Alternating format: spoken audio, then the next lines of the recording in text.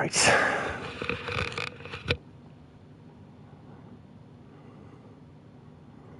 Okay.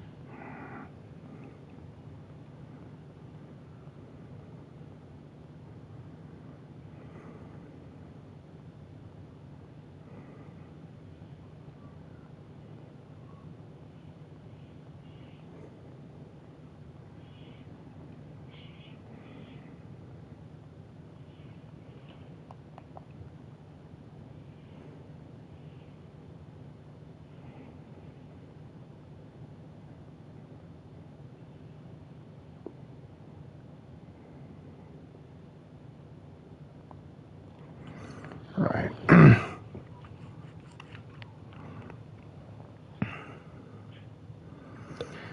So.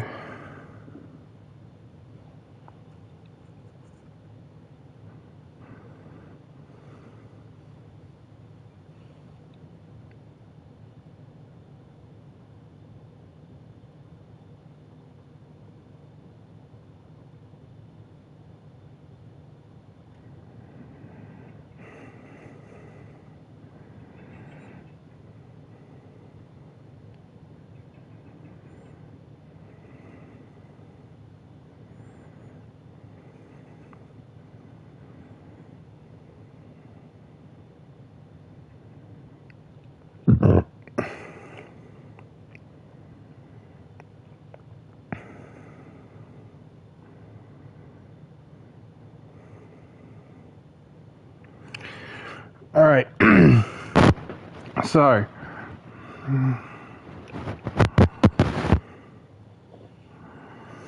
I know the title of this thing, and I know that it's not very descriptive of what we're up to, but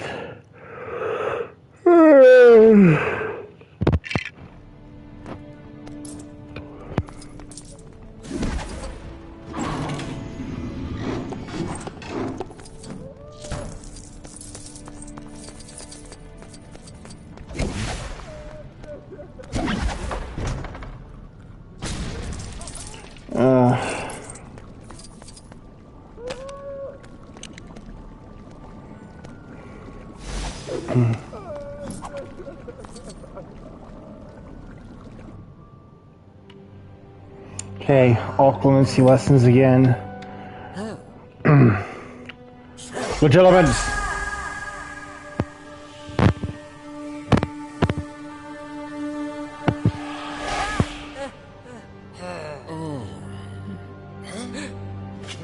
Potato.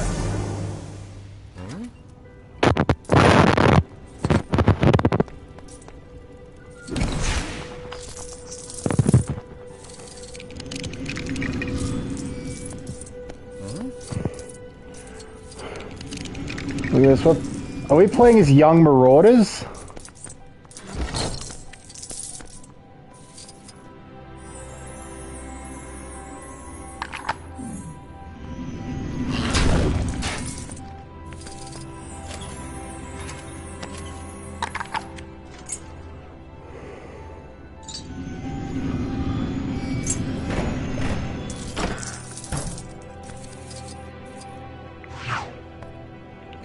Serious. They've got everything, including. Yep, there's Padfoot. There's Padfoot. Wait. Well, Lupin's all Scuffed up, does that mean... It does! Look at Moody! Look at Moody!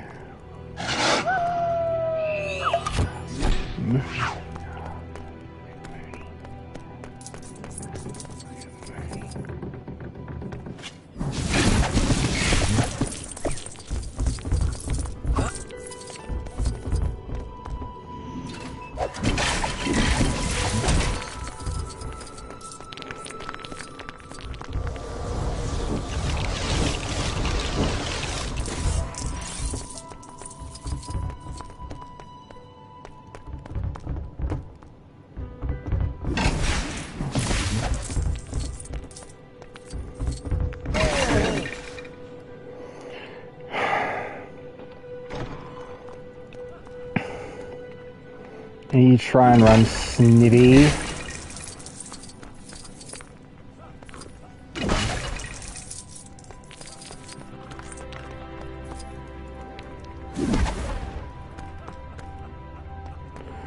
Alright.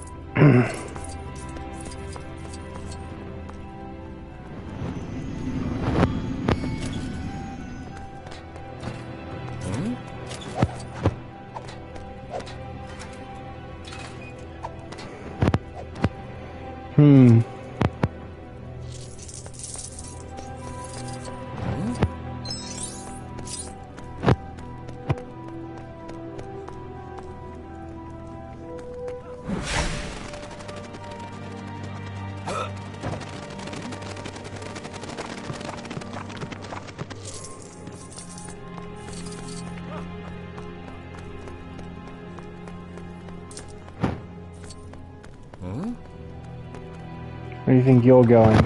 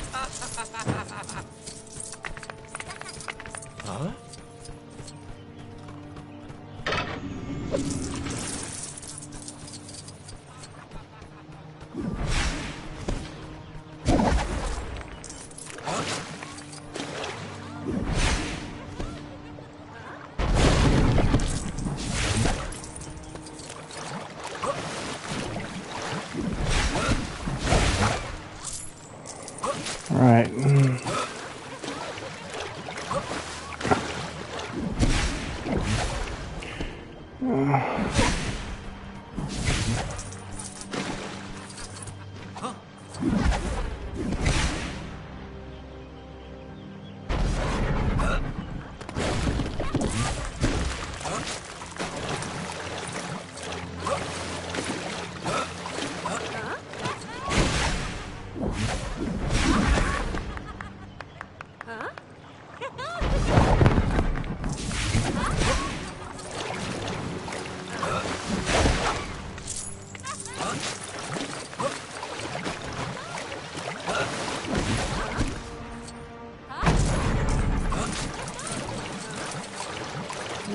Right.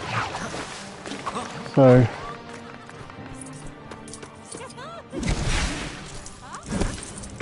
gotta dig all those up.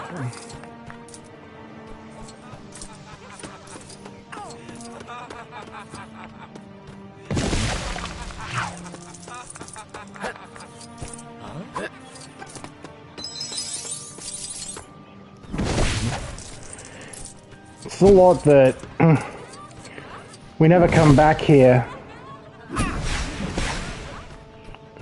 So those few studs are incredibly missable. This is a lot because of how powerful they are. Alright, Padfoot.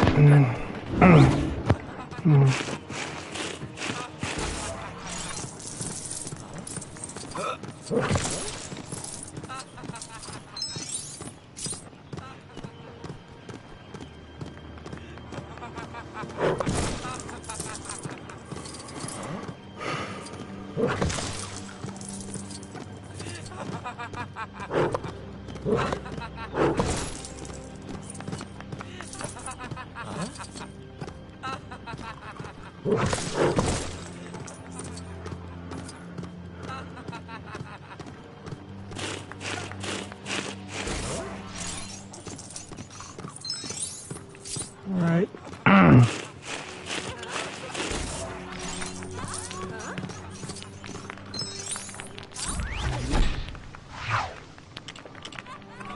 Alright.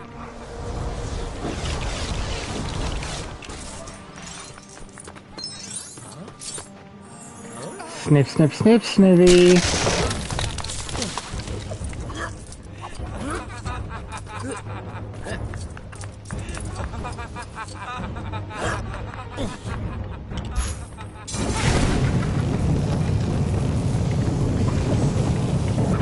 Bam. Reducto!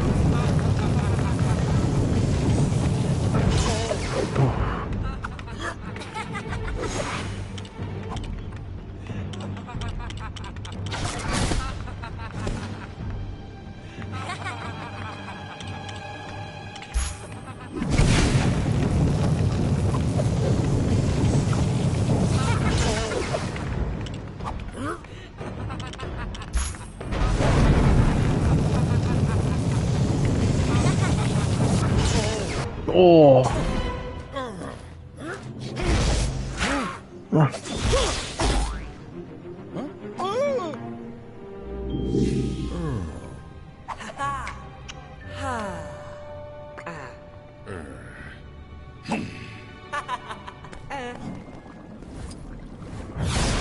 Okay, focus.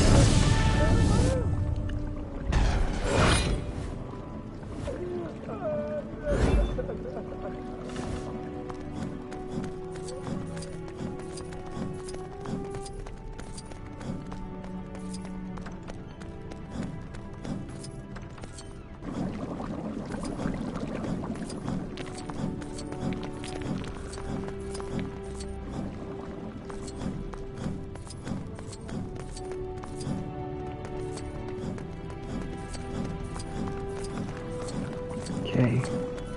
Great Hall.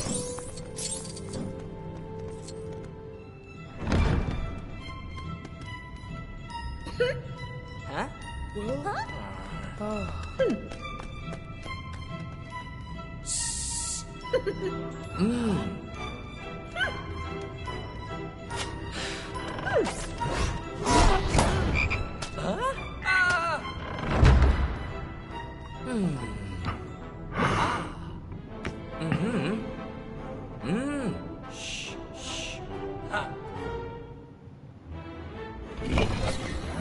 Fred and George having a plan.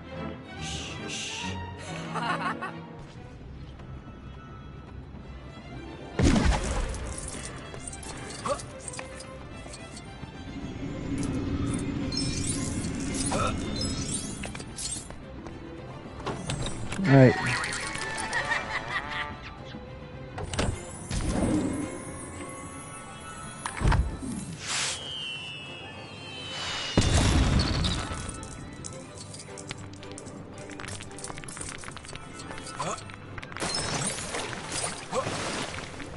Okay, these Weasley boxes are going to become very important later on because, well, there's a trophy for opening them as everyone who can.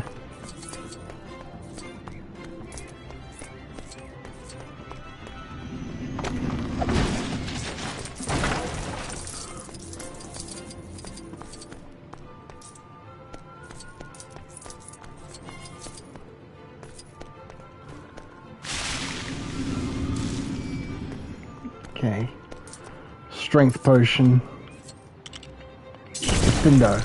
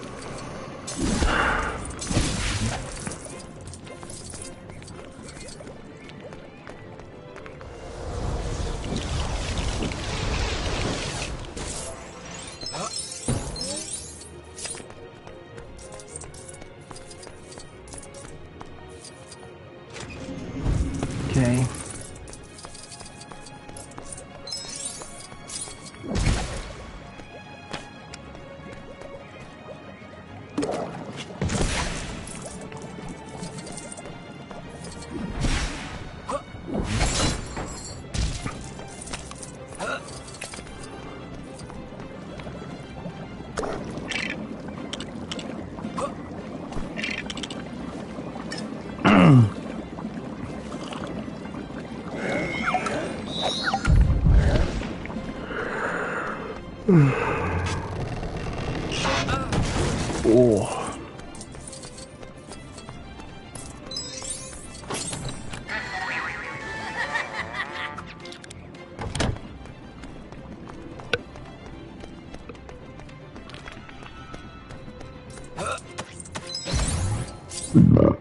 Charlie.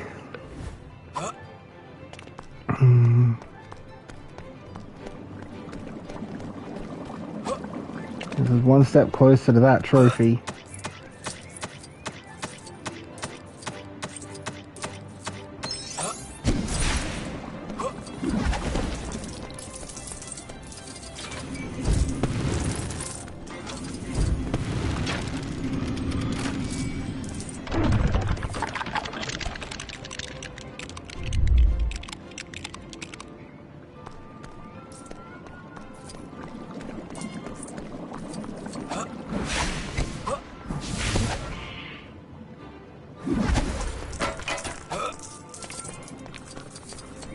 Slytherin.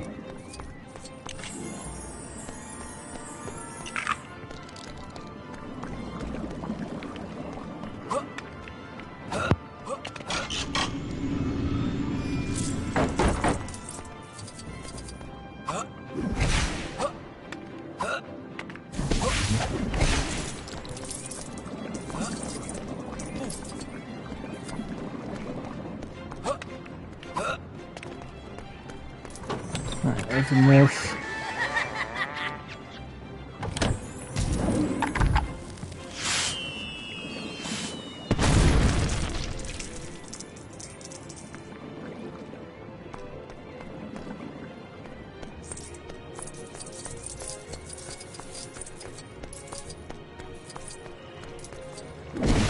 Okay. There's a Weasley box up there. Lumos.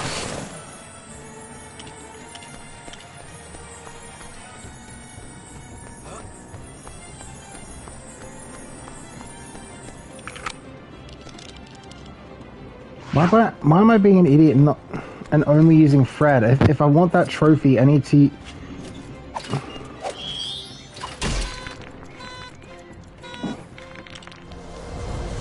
I need to use a Weasley box with everyone who can. I literally just said that.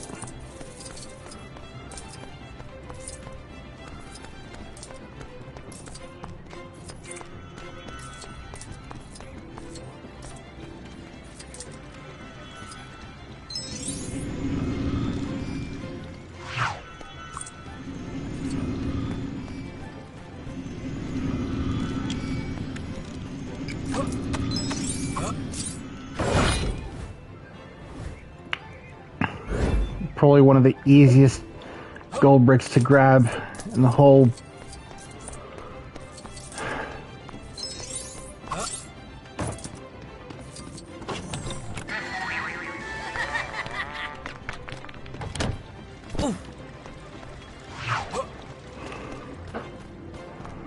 So I have all my bases covered, or at least so that I don't have to worry about them later. Yeah.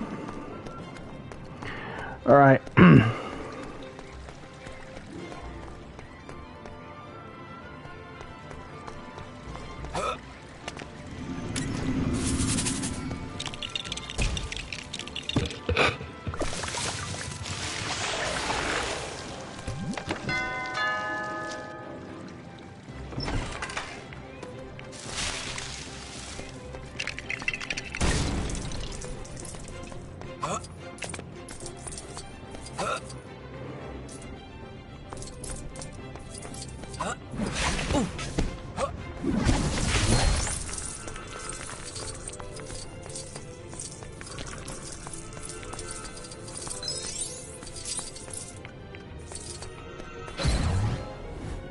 It gave me Arthur in a torn suit.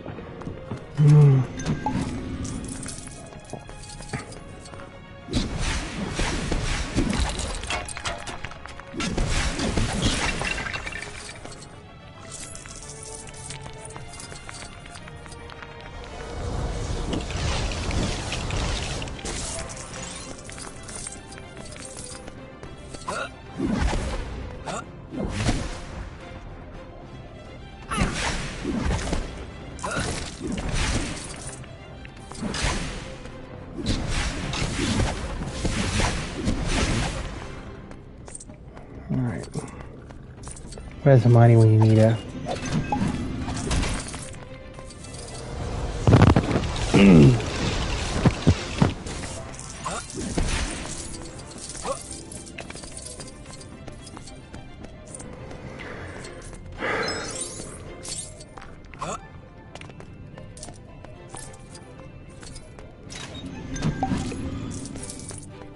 Sounds like I'm struggling to find things to say. That's because I am. Sorry.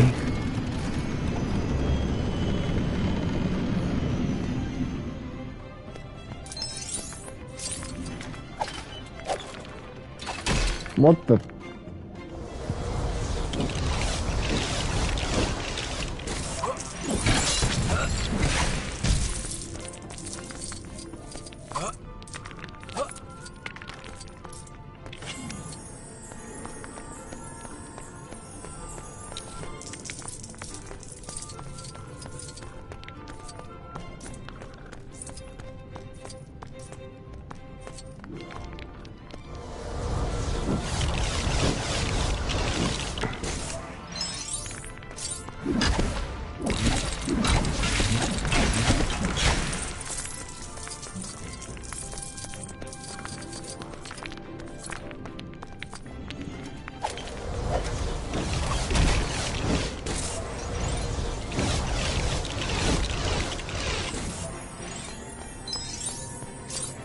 Right, where's the middle?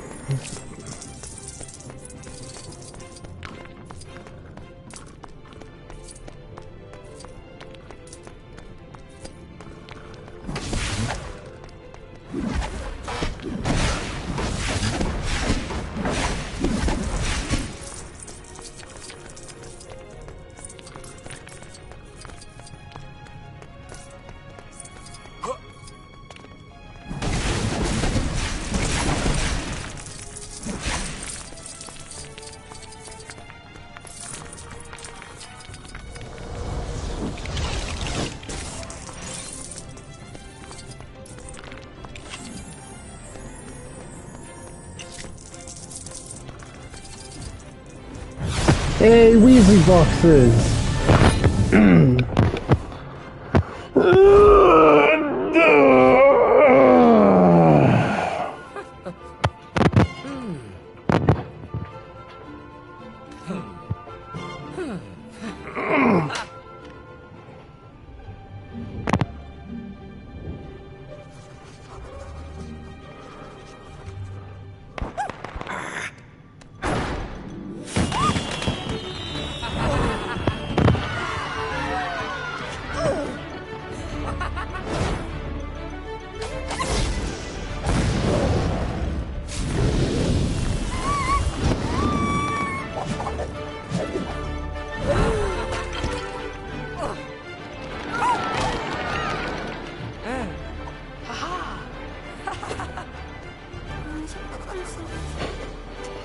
Hey, Hermione.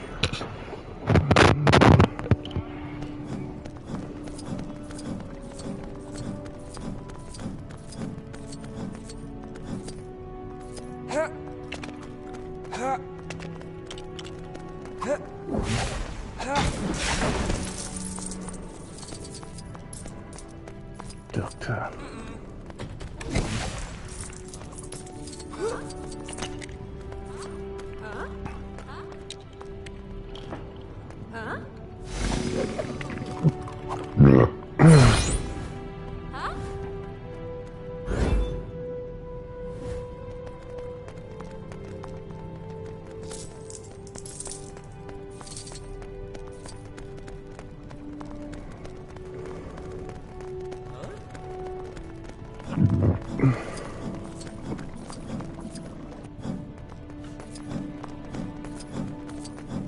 Alright, so outside.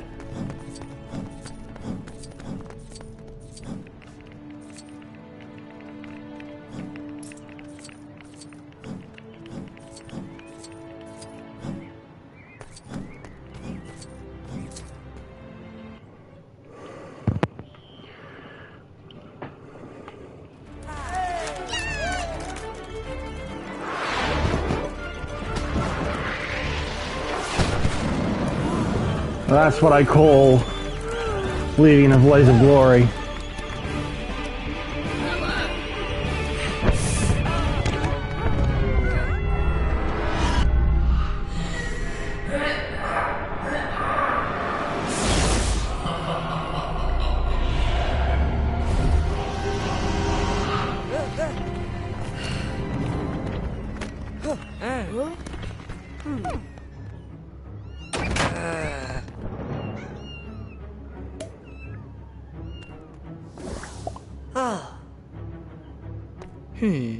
What? Aha.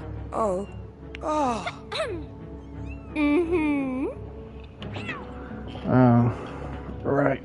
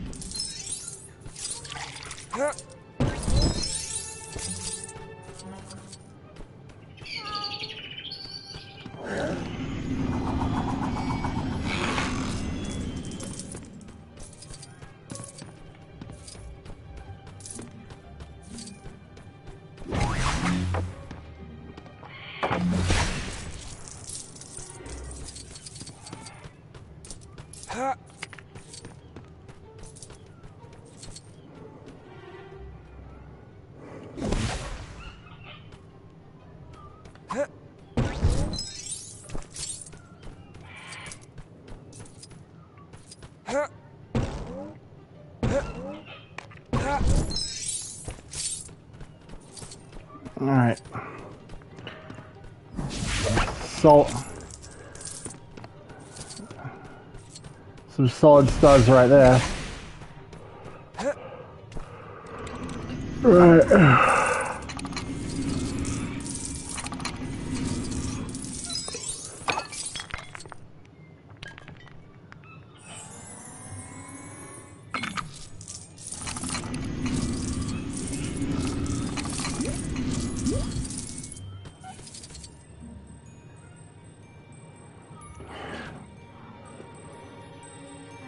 Alright.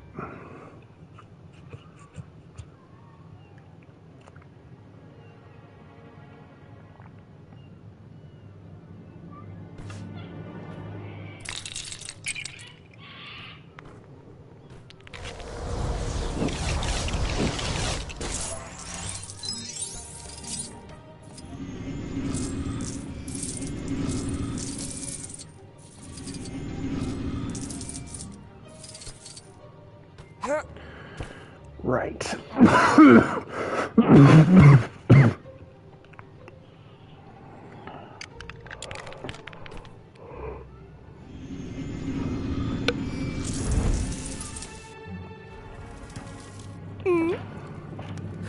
Okay.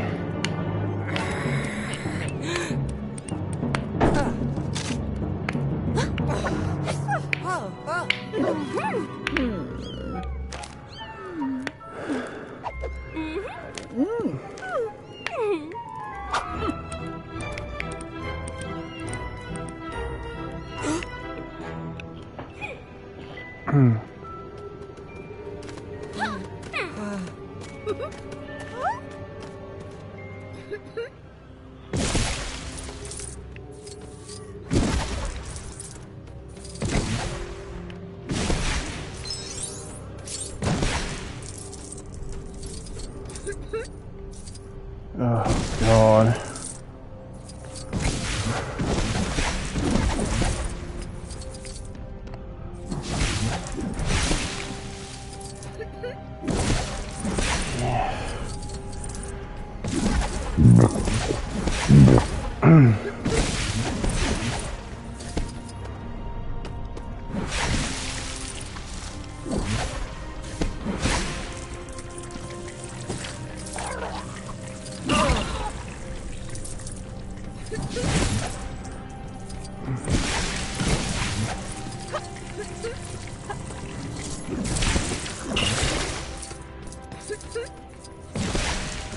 God.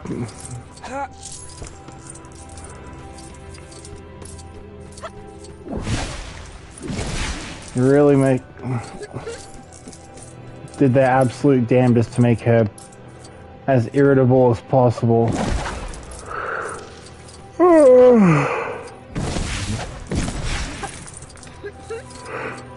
Oh, she not shut up.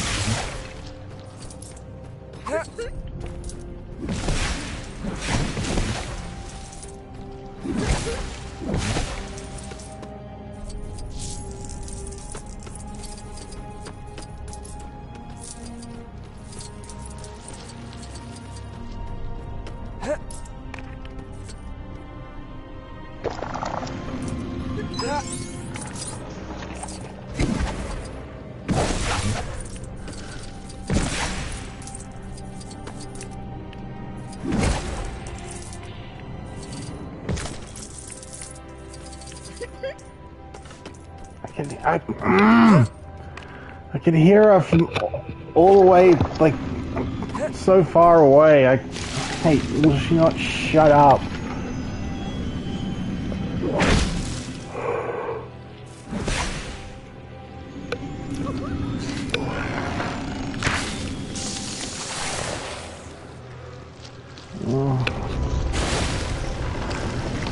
I hate that I'm too tired to really emphasize how annoying it is, because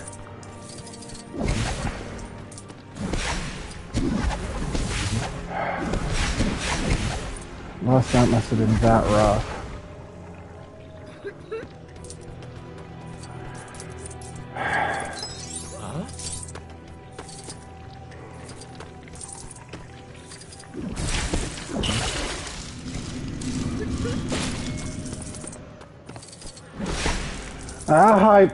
How the rational part of me is the only one that doesn't find sleep so underrated.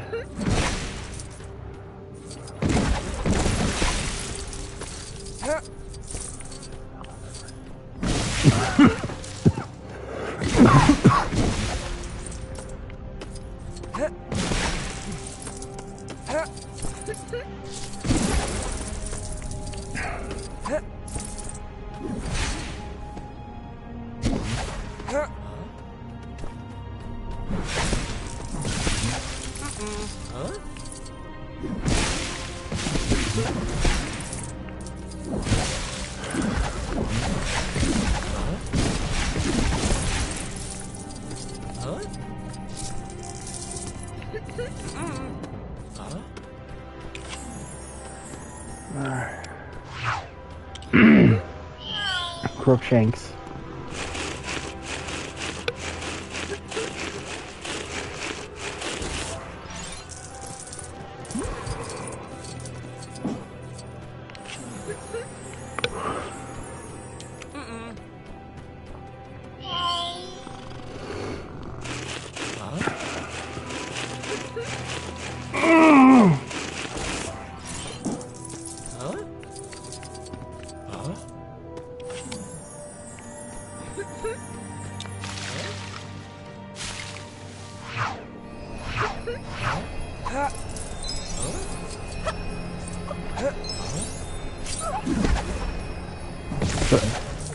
So Umbridge isn't even here to be useful, just to annoy us.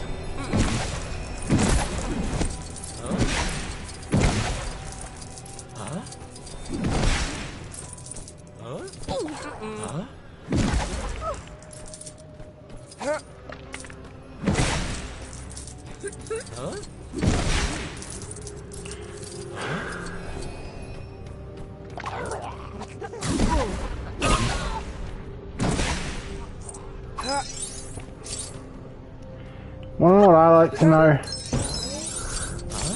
I'd like to know what the closest thing the Wizarding World has to Templars. Because...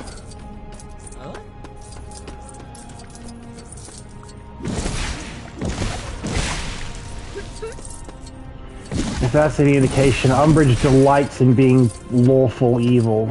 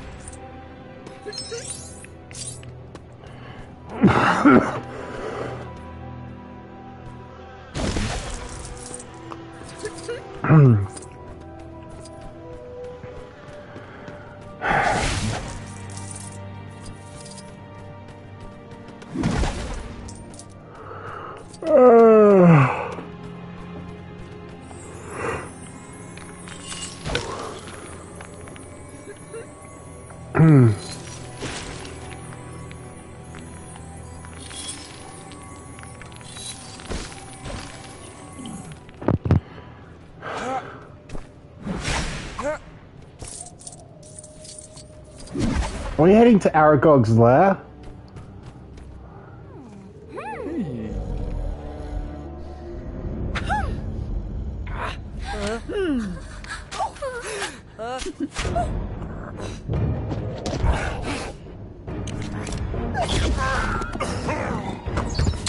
Centaurs.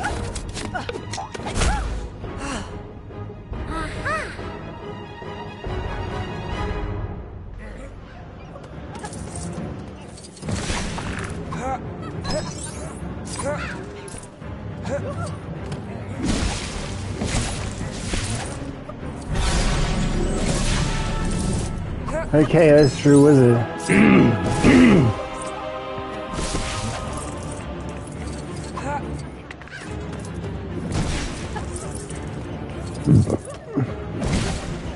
Clearly they're only really expecting us to go for true wizard with a couple of stud multipliers in hand. At least if the ones I missed last time were any indication.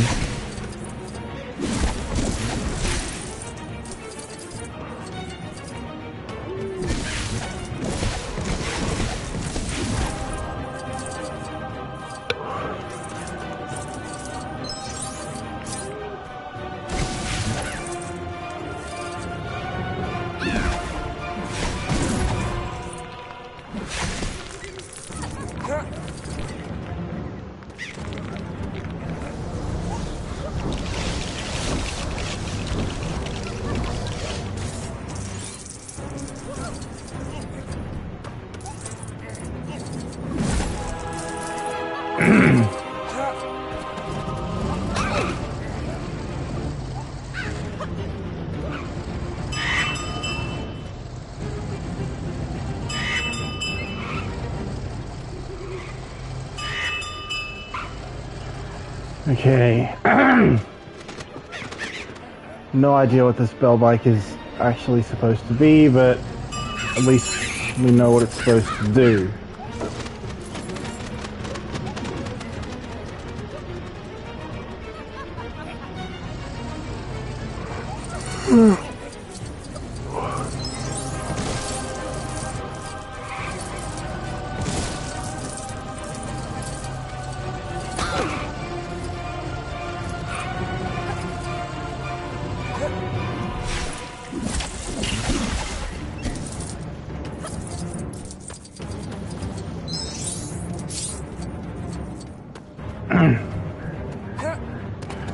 Alright, Groppy.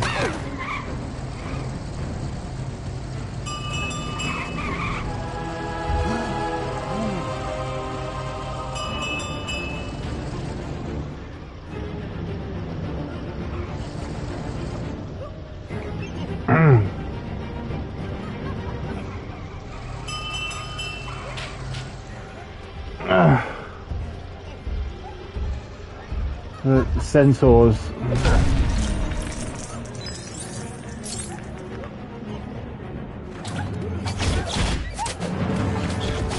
Are you gonna give us that much of a chance to grab those studs?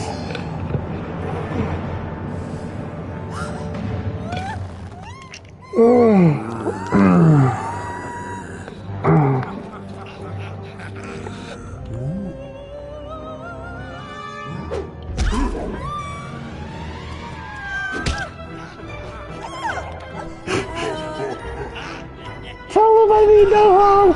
I'm sorry, Professor, but I must not tell lies. Accordion to Grop. That's it for this level.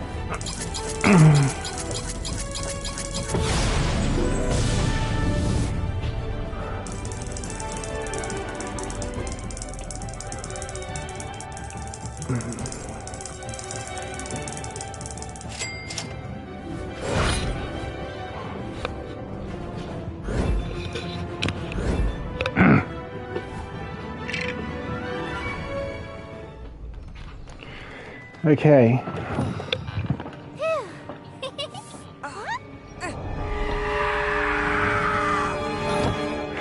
Serious.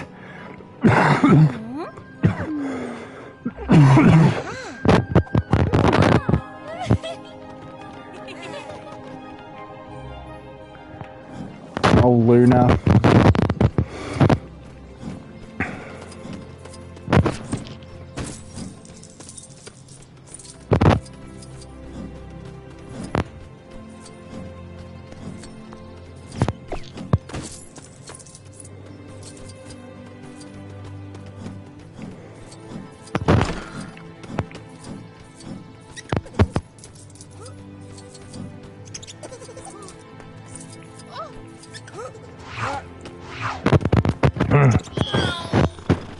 I think I should do one here, Crookshanks.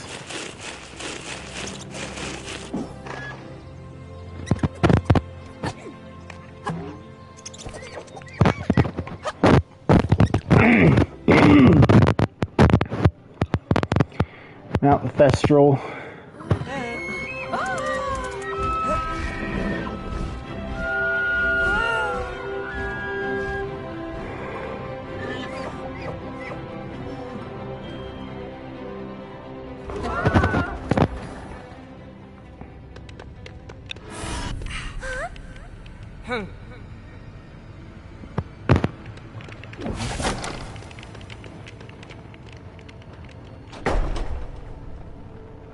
The Hall of Prophecies.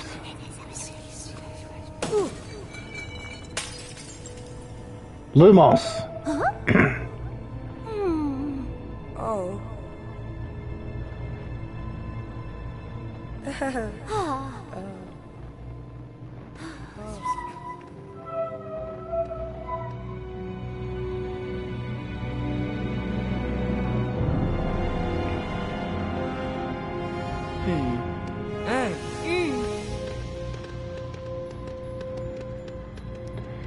Oh. While going back over my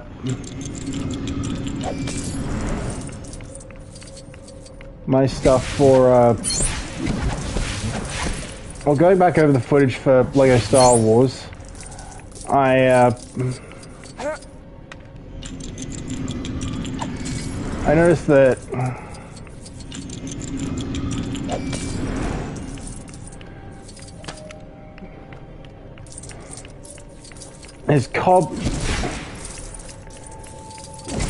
there's supposed to be cobwebs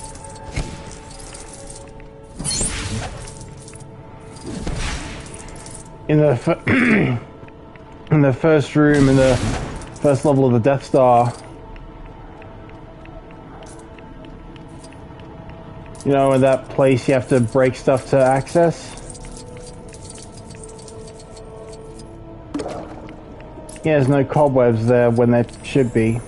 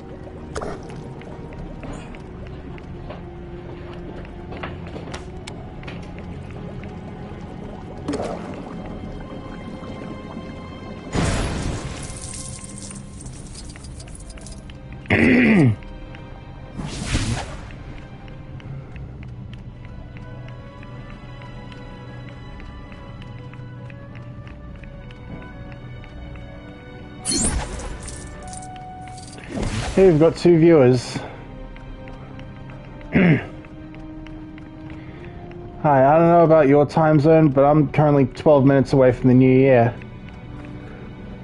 Which is funny because I've already hit the new year almost 10 hours ago. That's probably why I feel like pretty tired because, well,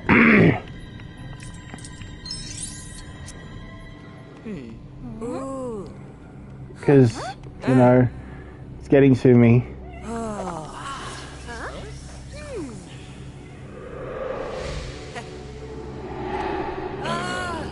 Oh, so you're from the future. Tell me, will I get married in 2026?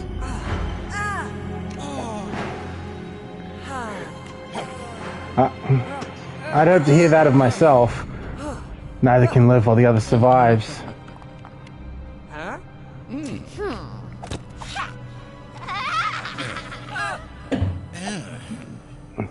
Bellatrix. Reducto!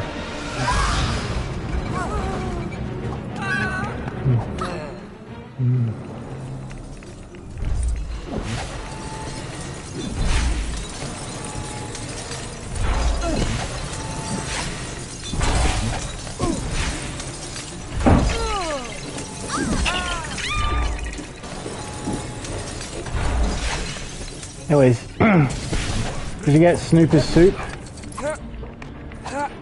You deserve something nice to eat after taking you to the playground.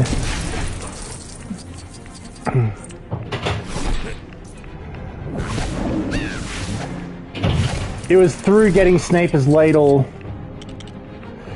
that I was able to get Harry a yellow spell.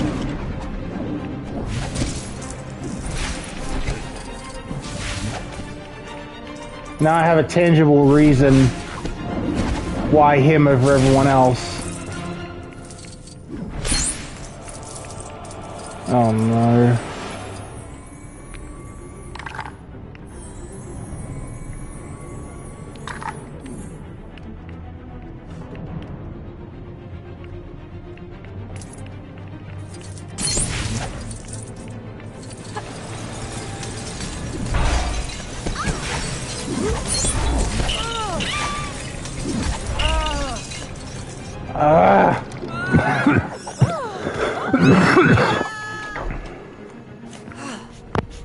That's why I hate chase mini kits.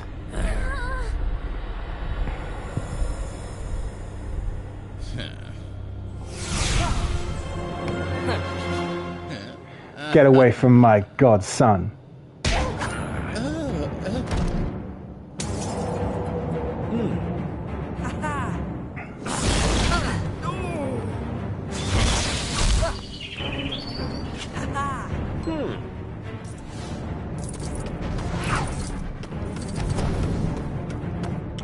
Ooh, bad foot.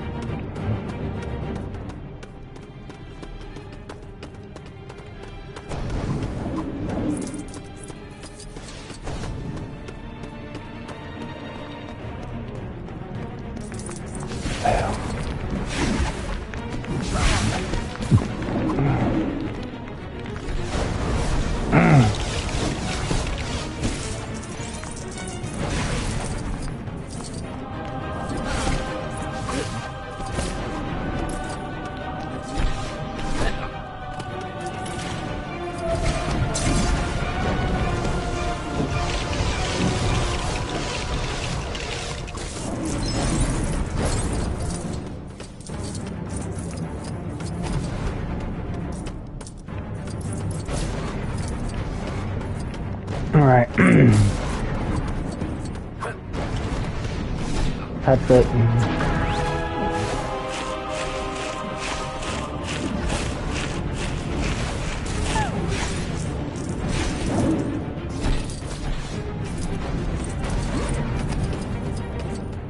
Alright.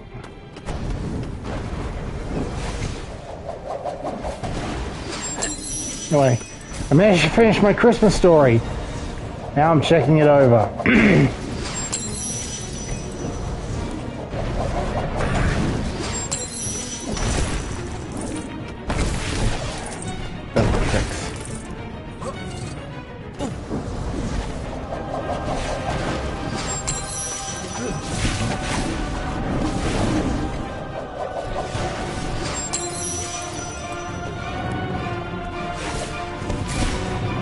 Can I go behind the veil?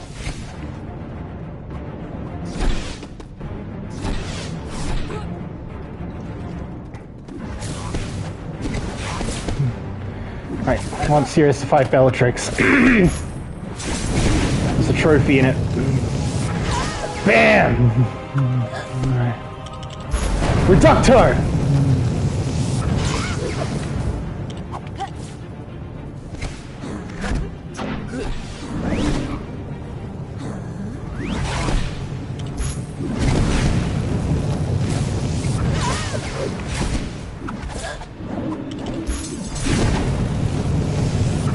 Boosh! A serious family issue. Nice one, James!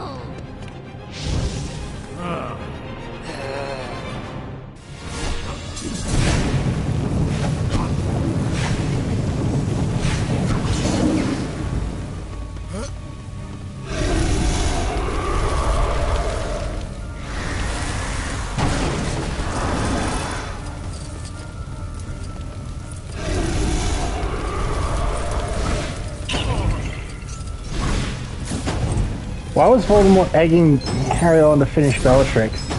This isn't Star Wars. Harry wouldn't turn to the dark side. Certainly not over that.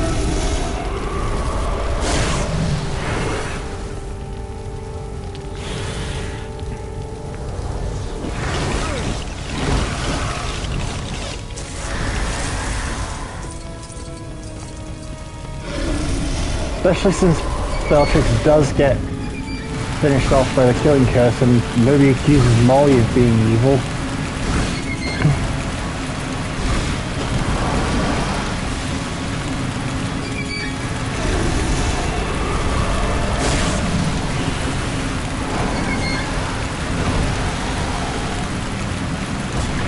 Maybe that ties into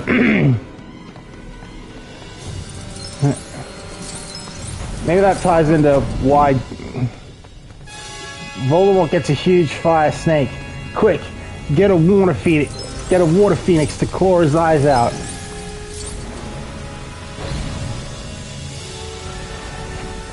Fudge and the Wizengamot.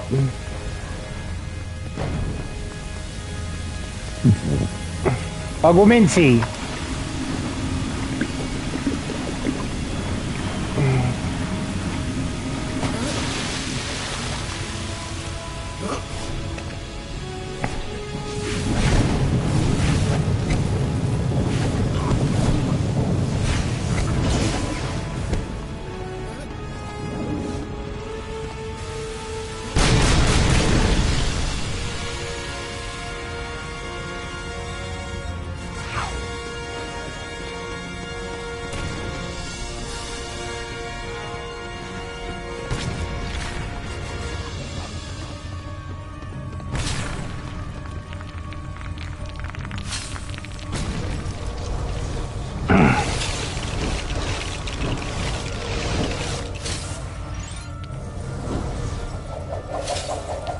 Bam!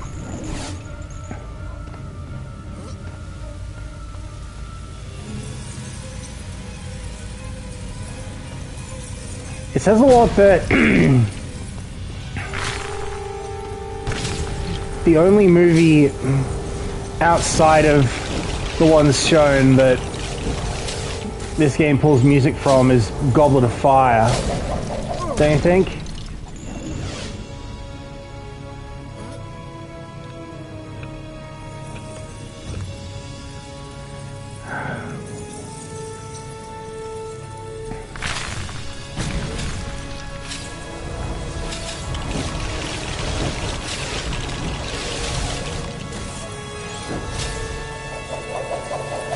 Bam!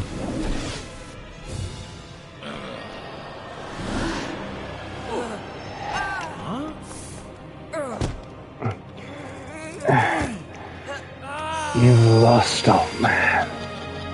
So weak. So vulnerable. Abracadabra!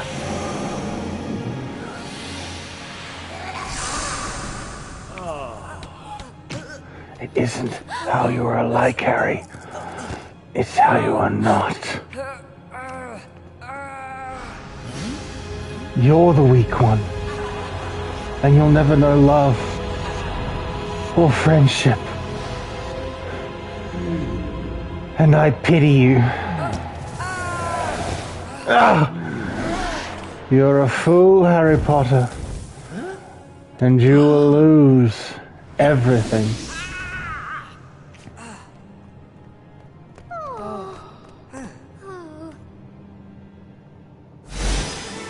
He's back. I love how that's the name of this, of the trophy for this level. Phoenix Rising, though, that's for finishing story mode for all of Order of the Phoenix.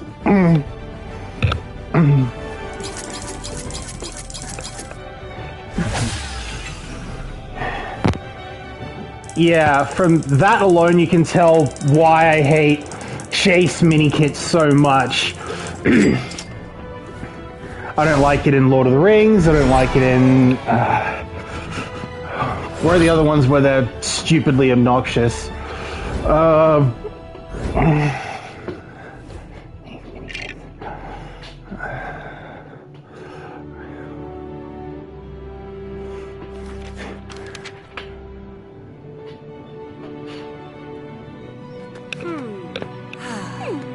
What we have is something Voldemort doesn't. A reason to fight. A reason worth fighting for.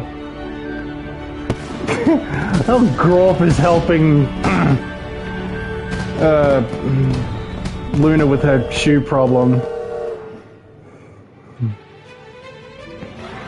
Okay.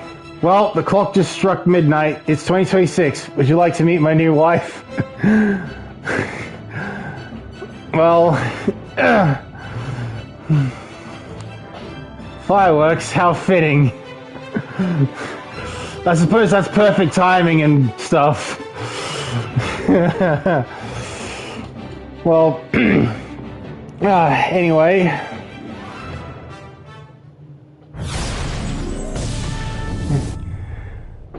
We just finished story mode for Order of the Phoenix and we're at 12% of the way through.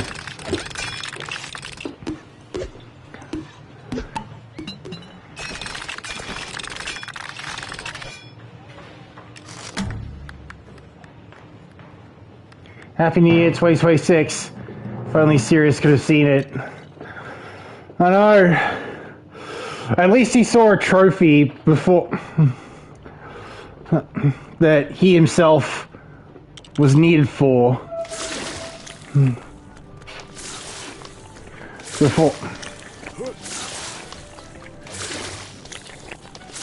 Before that was it.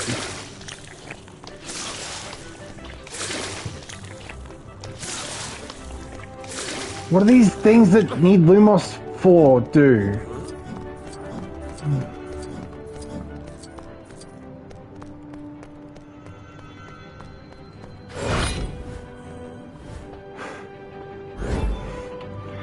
I could hear something. I knew I could hear something. Because you know the little ringing sound in LEGO Star Wars? That I think I recently discovered that... Dude, stop bothering the planets, trying to sleep.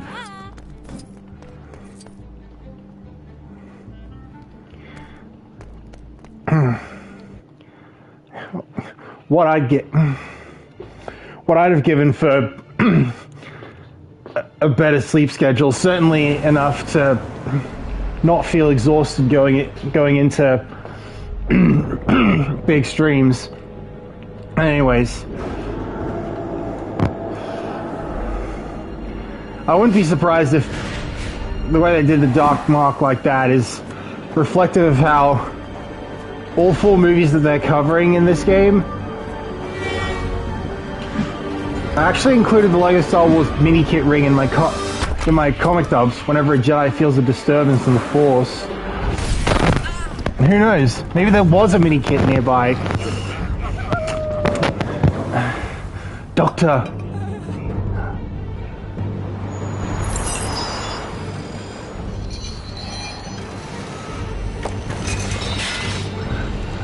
Warrior. I suppose there isn't any need for a doctor anymore.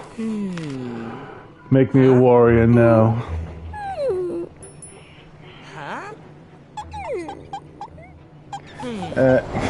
Harry. Oh, hey, Dumbledore.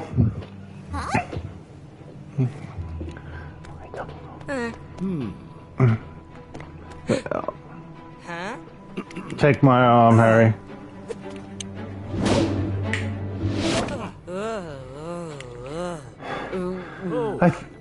I think I just apparated, didn't I? Indeed. Quite successfully, might I add. Most people vomit first time.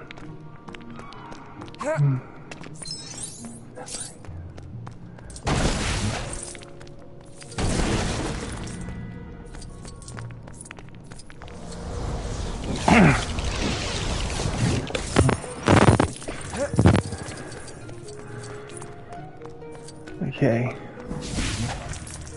Ah yes, they included the destruction of the Millennium Bridge.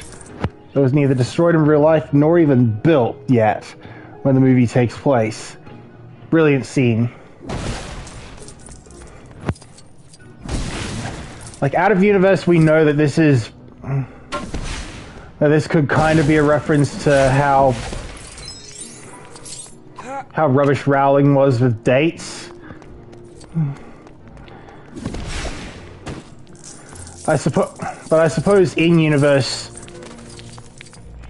you could rationalize that as like time moving differently for in the wizarding world than it does for muggles, which really says a lot that,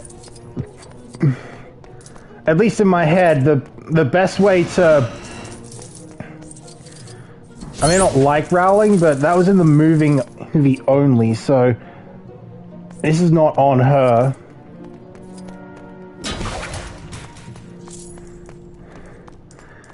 No, it isn't, especially because she wouldn't actually stop being credited as a producer until Deathly Hallows.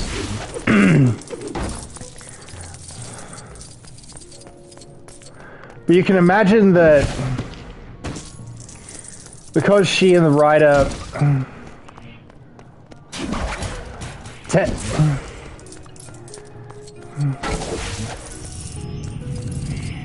are probably gonna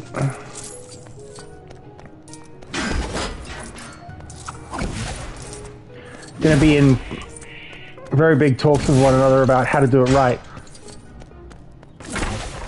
Well, maybe it was rebuilt in 2000 and Wizards actually wiped our minds, so we forgot it existed before.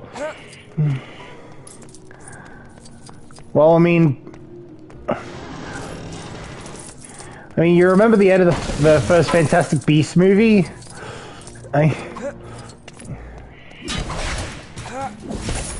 mean, imagine calling Newt Scamander just to be like, hey, we need Frank again just to pull something like this off. Obliviation of of this scale.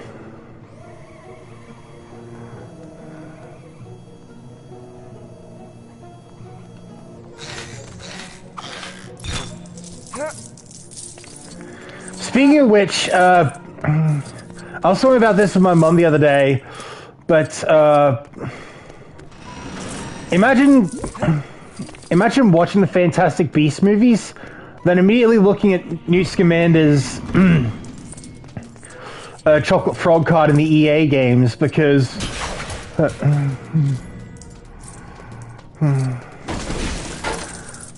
I get that. I might as well ask this while Christmas time is in my recent memory and not everyone took down their Christmas tree yet.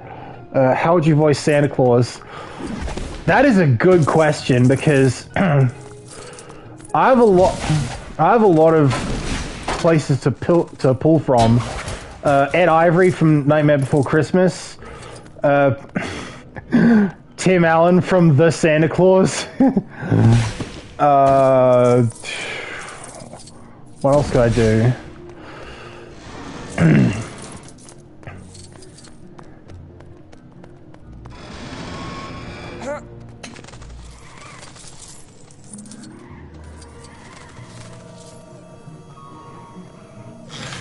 Who was the Santa? Who played Santa in Elf with Will Ferrell? I kind of want to say it's Ed Asner, so even just like adapting what I do for Carl Fredricksen from Up would.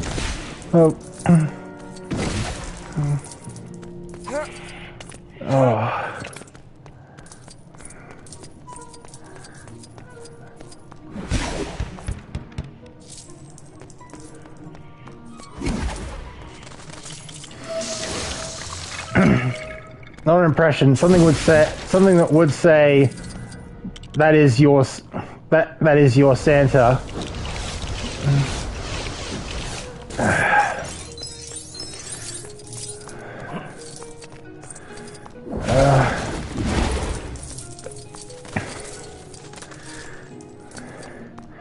You see, that's the problem, is that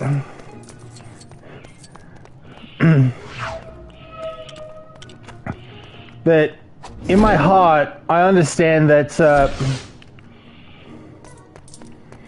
even someone like Hank Azaria from The Simpsons, all of his best voices come from somewhere. Like, you know, Mo the bartender, he's a bad Al Pacino. Police Chief Wickham is sort of Mel Blanc doing Edward G. Robinson. Lou the cop is a pretty lazy Stallone.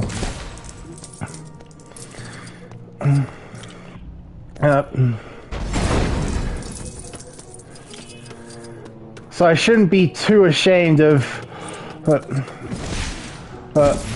looking to outside influences to inform what I'd sound like. I mean, I already do that for the Joker anyway. I mean, basically everyone has that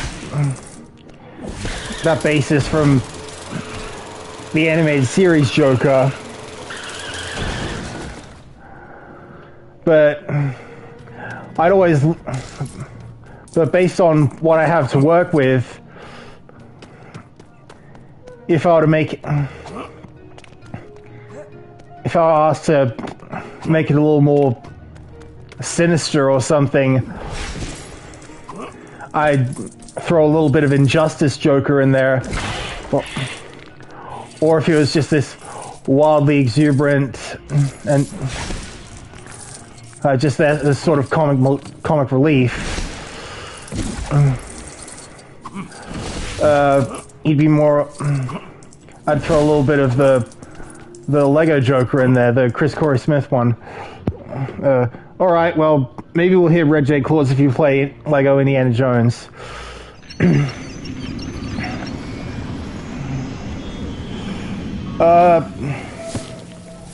If I were to stream that, it would probably be on Twitch because, well, I can't I have no way to film my PS3, let alone stream it. So, I guess while it's on my mind,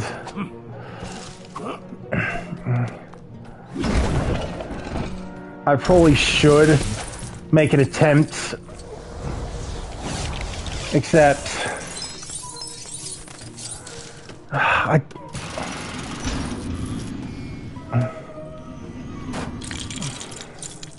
wait, characters can summon their familiars, right? Can Dumbledore pull out his Phoenix? If he could, he'd have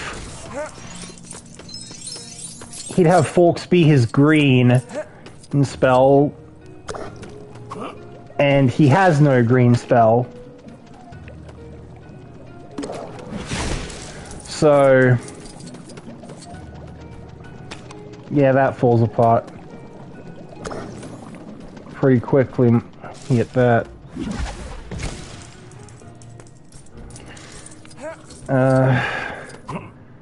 If I was gonna have a go at Santa Claus, what would I say?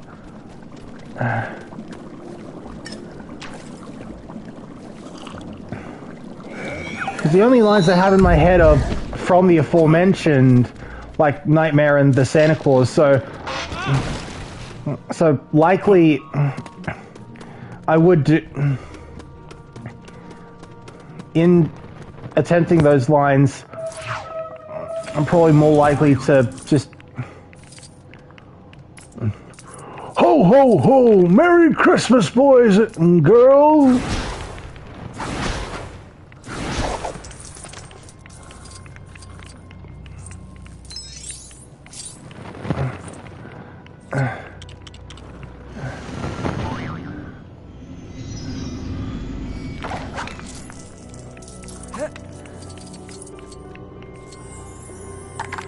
Speaking of the Santa Claus,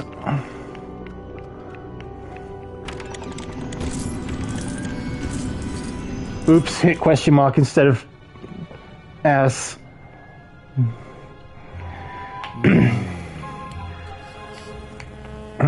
Speaking of the Santa Claus,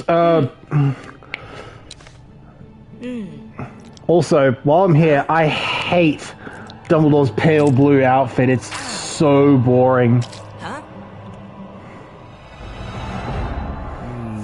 Which says a lot that, Merlin's beard! Which, I must say, you make a very convincing armchair, Horace.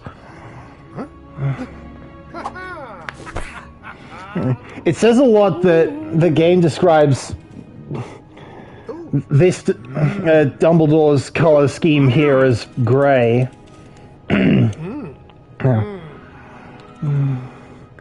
Professor Slutborn. Which says a lot that before this he was in Kingdom of the Crystal Skull and the first Narnia movie.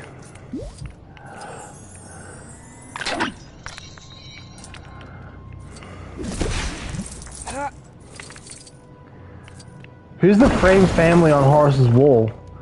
Does Slutborn have family? I would imagine he did, at least once upon a time. But to be fair, with always being on the run,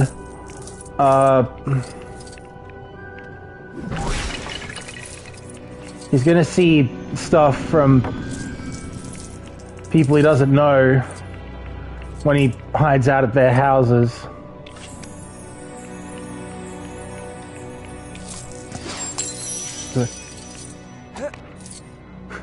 How fitting that I find the one that I think it. I find the portrait that I think is Tom Riddle.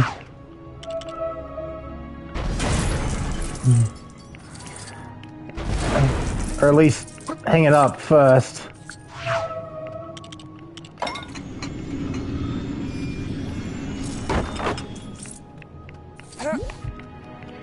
Anyone who wishes to be anyone should hope to find themselves on the shelf.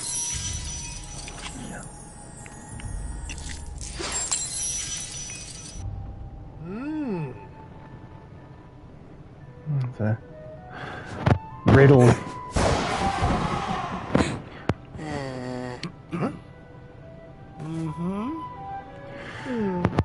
If you wouldn't mind coming back to Hogwarts, would you?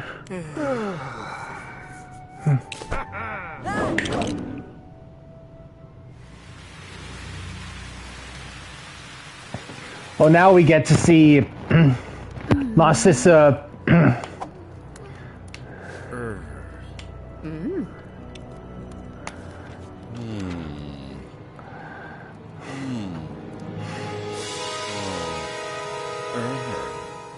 Snape.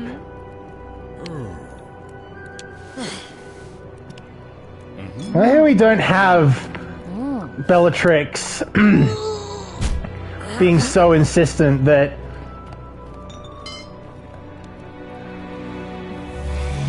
Snape agrees to seal this promise with an unbreakable vow. I mean, yeah, that is the unbreakable vow, but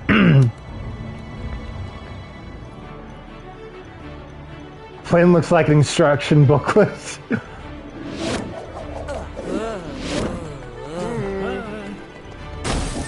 To be fair, I suppose that that is Lego's. That is that is TT Games' way of making sure they're paying tribute to every word in the title of their games. Because I mean, we'll put it this way: before Legos, they were doing Pixar games. I mean, I still have their take on A Bug's Life for my PS1.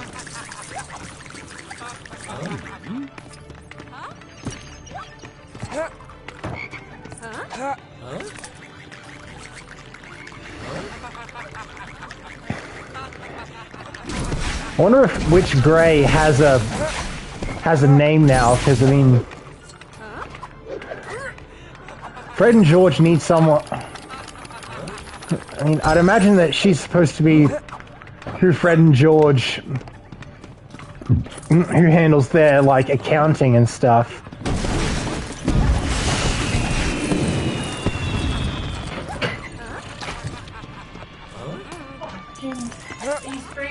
Yes.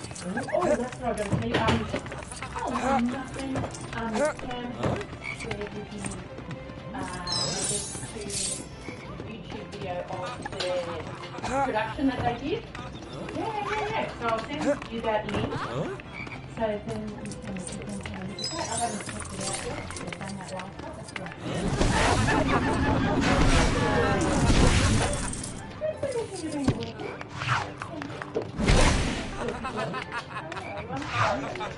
Could be an instant darkness powder.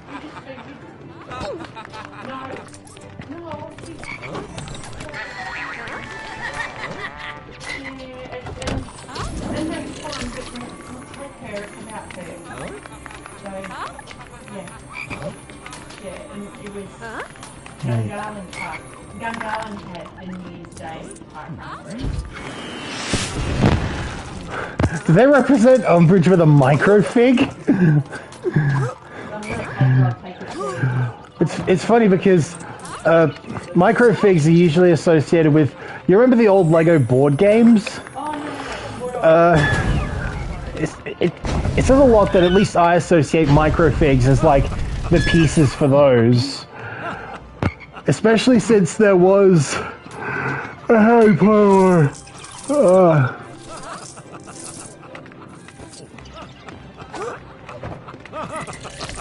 Now that takes me back to board games. No kidding. I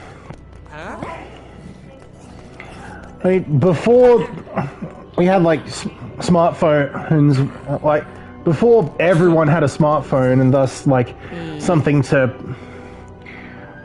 like have some games on. My options were either like take a DS or a PSP to school, or like one of those. I had the Harry Potter 1 and 2. For the longest time, the only Hufflepuff and Ravenclaw figures.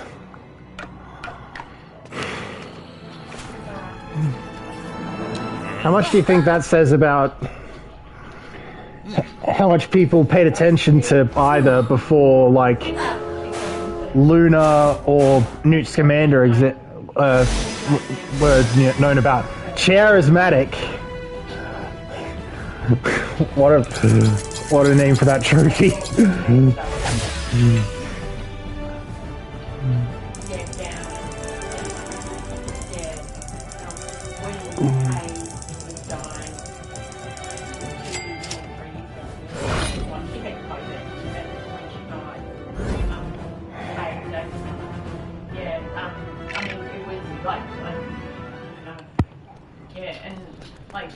Everyone was having to mask up and the whole lot.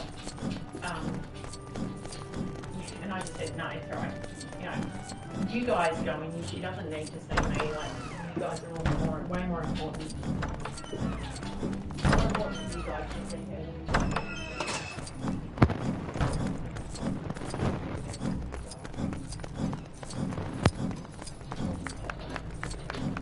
me. Yep. Okay, cool. Ooh. Defendo.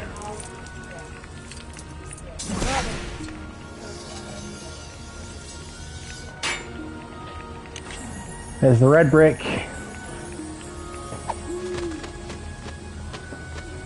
That is ×4 stud multiplier. Yep, sure. Okay, thanks for calling. Okay, bye-bye. Okay. Question is, can I afford it?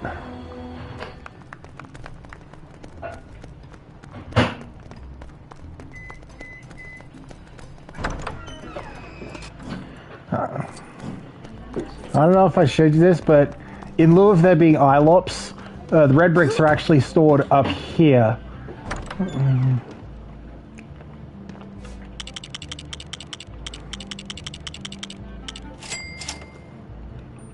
It's only hundreds of thousands.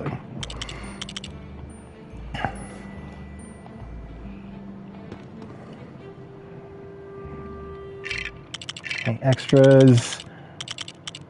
×4 stud multiplier. Anyway, why do you think... do you think there's a reason why in the earlier LEGO games they're always called score multipliers rather than stud multipliers?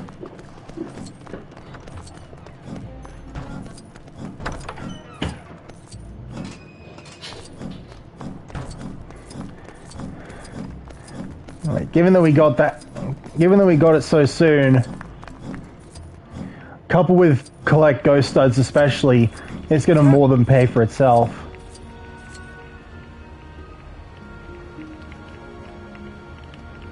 Wait, that was...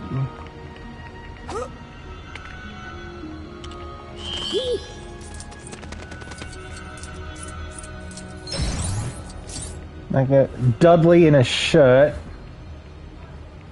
and a gold brick. That's all that's waiting for us up here.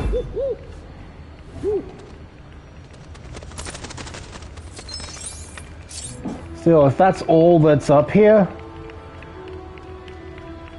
at least this is one of the areas we can quickly say is already finished.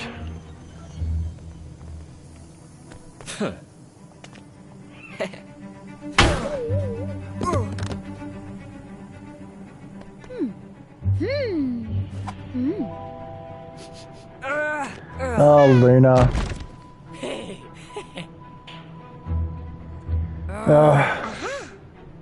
Draco. Huh? Spec to specs.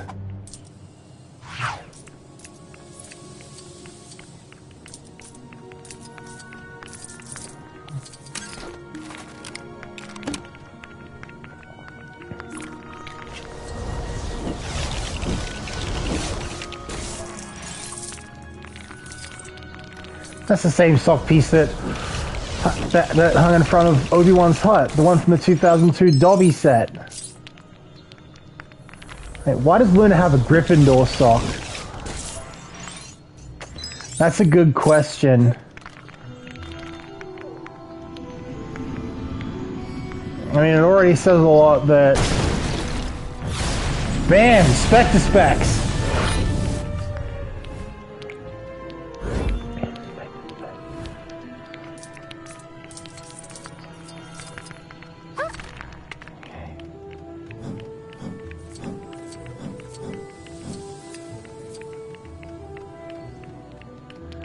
Alright.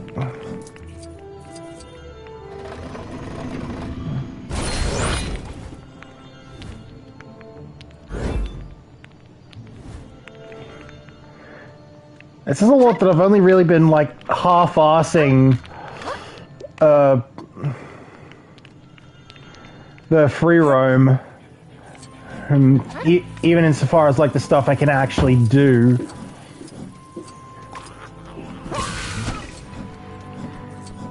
And yet I'm already, like, I'm already 14% of the way through.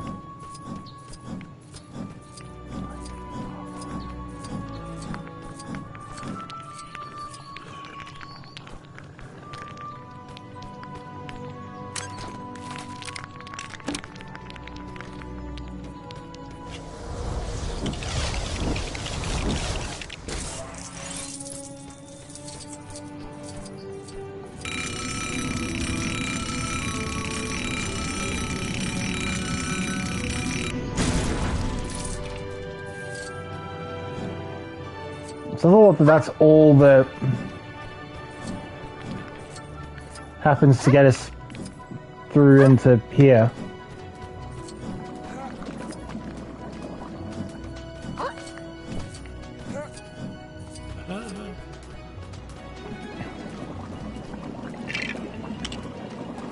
It says a lot that we can grab any potion from any cauldron, don't you think?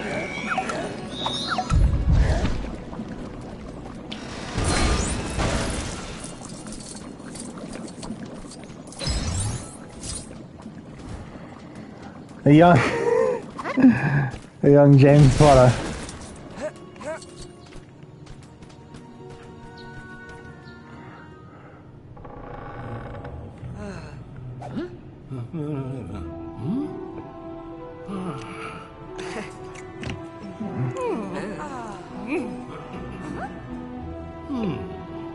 Oh, James is in the game, huh?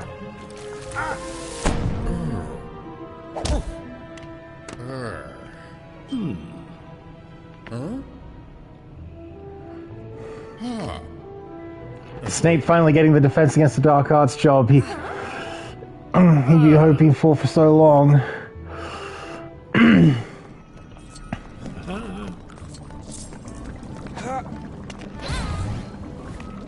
Hey, Dean!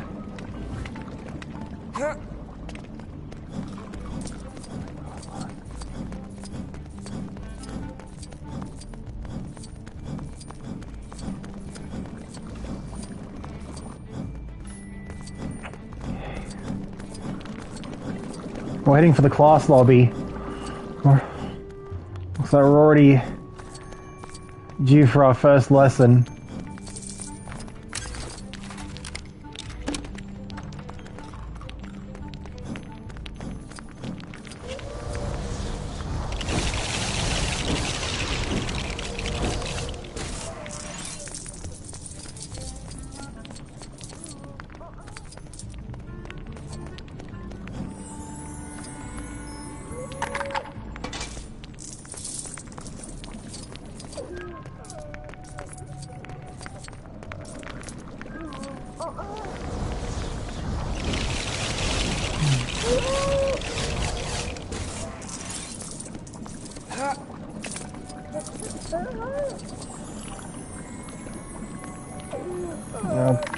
Bam.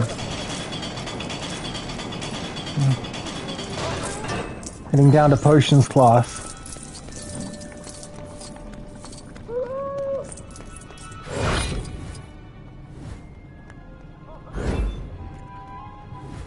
Again, somehow I'm at 38 gold bricks.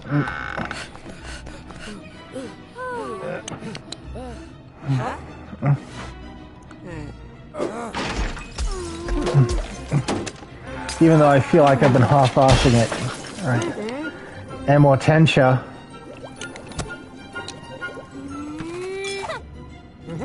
Lavender. Ooh, Felix Felicis.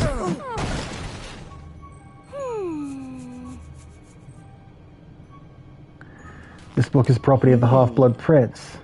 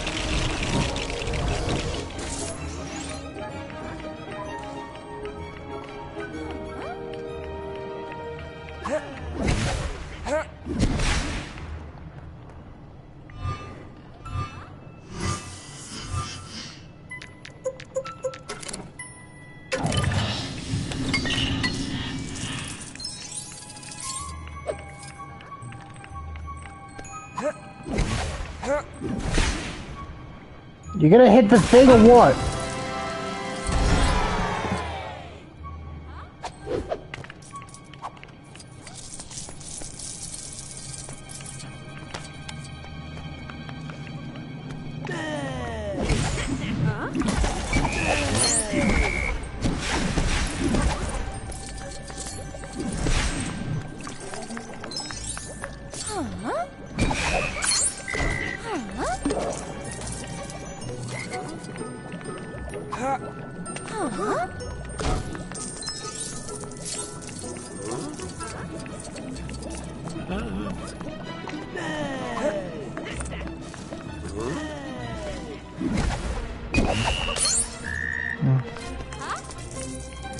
Right.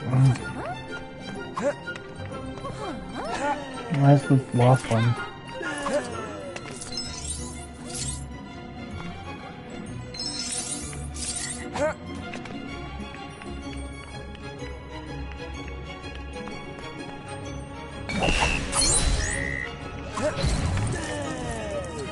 Charity Burbage.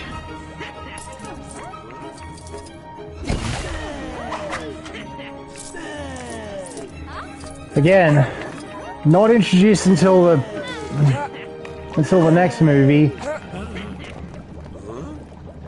Yet in Lego, we get her now.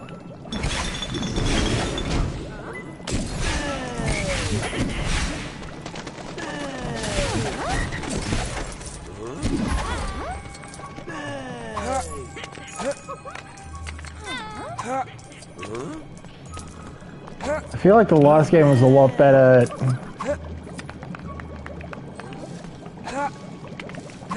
waiting until characters were introduced to unlock them. I mean, there's a reason why we didn't get the Doctor until why the character token for the Doctor was in the Quidditch World Cup level.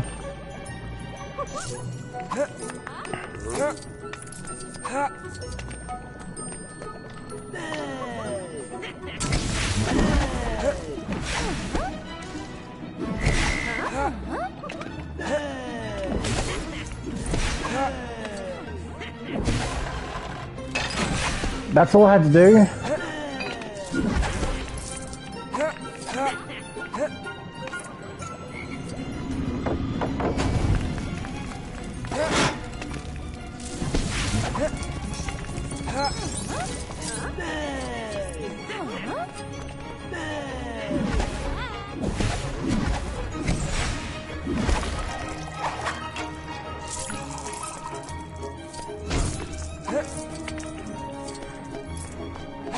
Don't you think it's strange that of the EA games, Half-Blood Prince is the only one I've platinumed? The Draft of Living Death.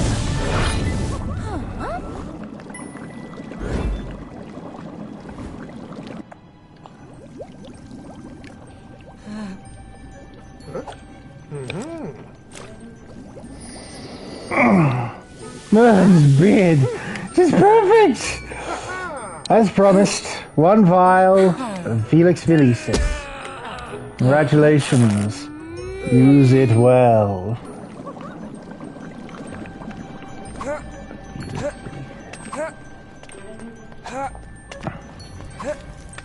At least now the class is over.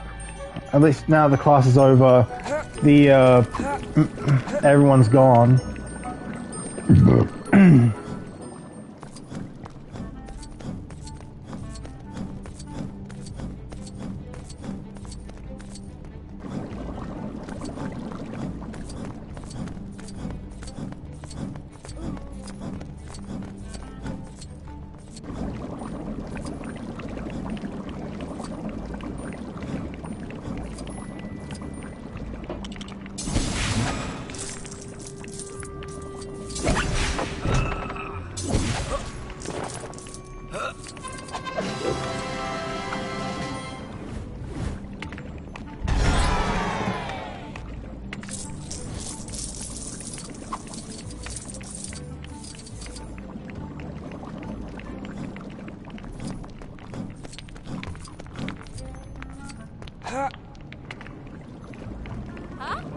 Now we have to head up.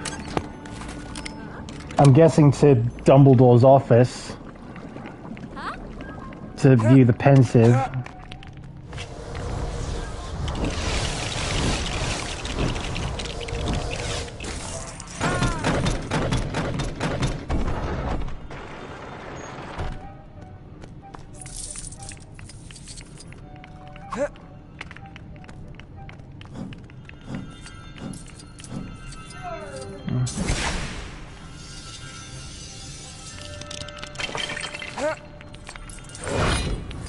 In here we got a gold brick, and we've got a character token is Zacharias Smith.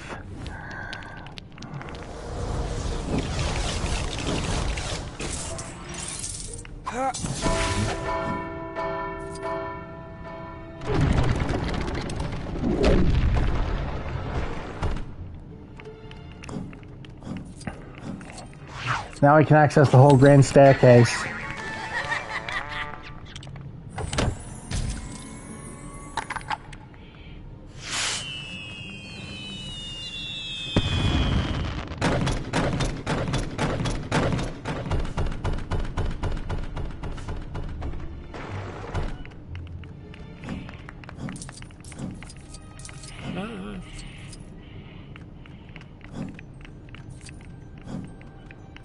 Is it known if Wizard Red survived the Battle of Hogwarts, or do I have to ask Rowling about it?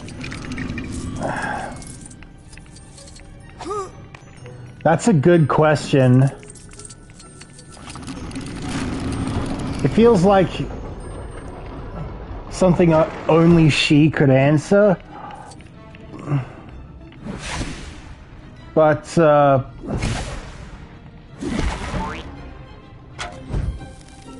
I think he's capable. Is he capable enough to survive even the Battle of Hogwarts? I wouldn't put it past him.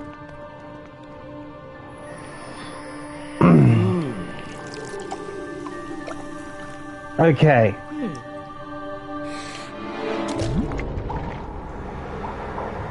The pensive.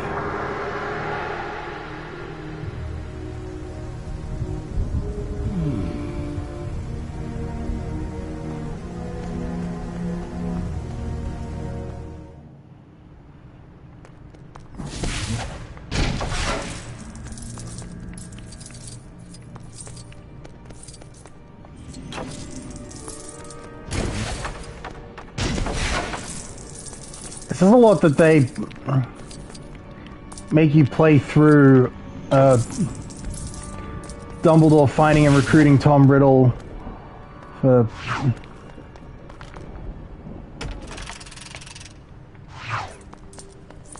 his first year. Youngledore's minifig is actually looks amazing. I hope there are more flashback characters. Who's player 2? Mrs. Cole. Now, from memory, she's the one I always used as my key character because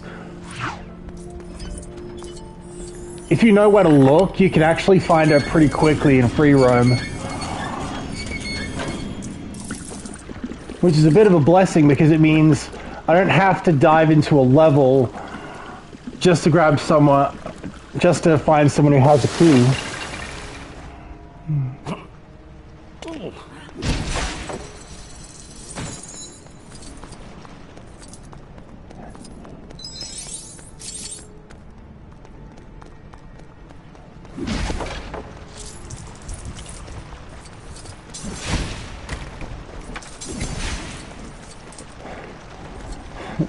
Dumbledore. McGonagall. Mrs. Cole is my sidekick.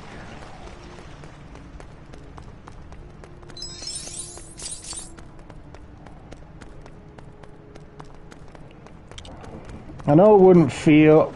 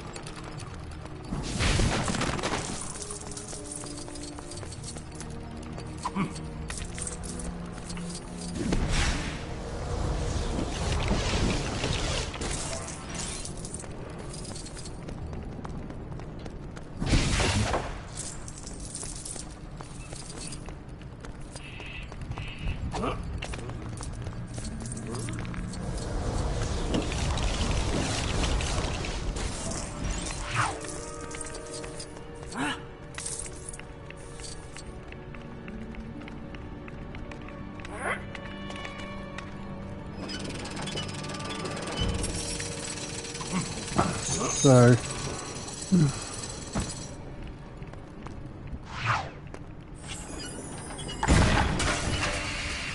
What the...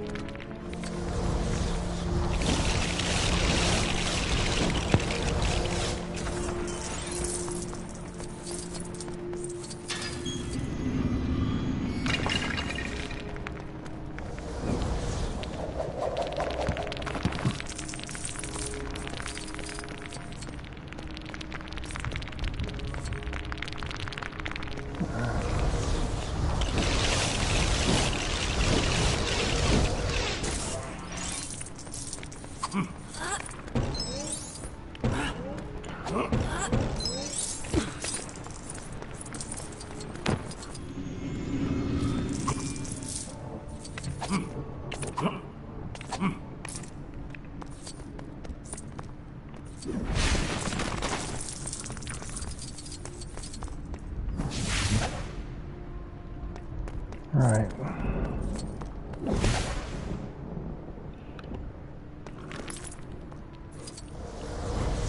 You know what's funny? It had been storming pretty heavily last night. And when that thunder sound played, I instinctively looked out the window. I was like, how bad is it gonna get?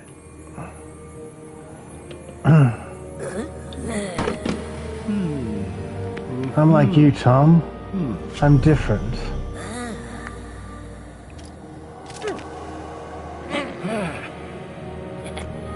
Is young Dumbledore as powerful as his old self? I wouldn't be surprised.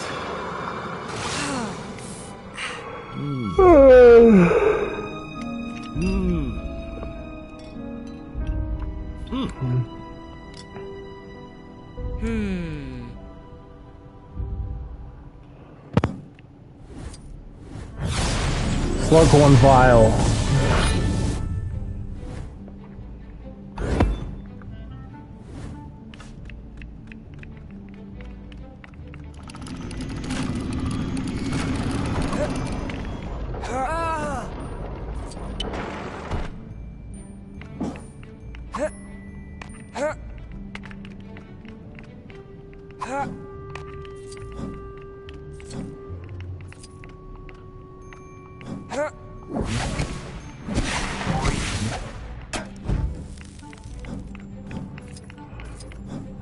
Right.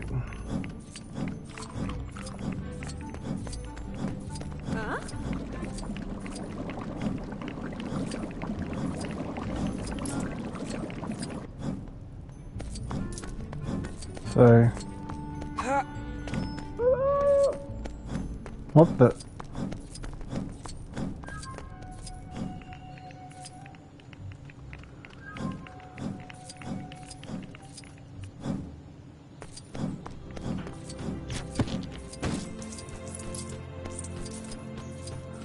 Are we done inside the castle for now already? Hey, Draco.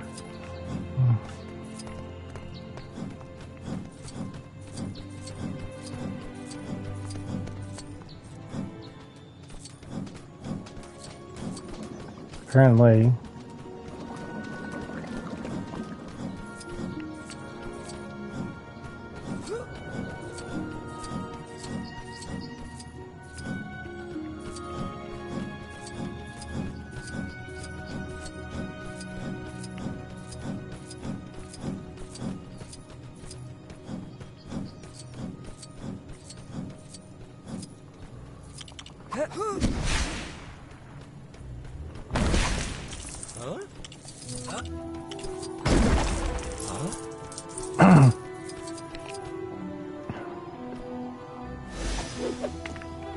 I wonder if Hogwarts will still be the hub in Year 7, since Harry apparently didn't even have a 7th year at Hogwarts and was out hunting Horcruxes the whole time.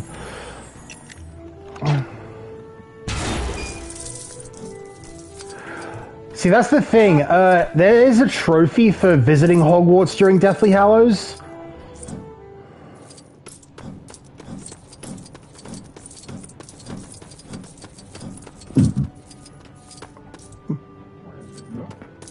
But as far as most people are concerned, it's pretty missable because looking at the trophy description, where is it? It describes visit the Hogwarts foyer in Deathly Hallows Part 1 or 2, implying that if you don't make it there during story mode, then that's it. There's no way of getting it. Fortunately, there is something we can do to...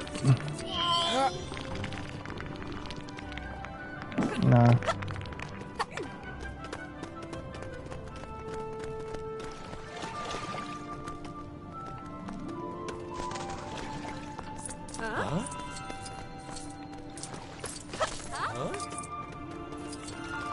Actually, yeah.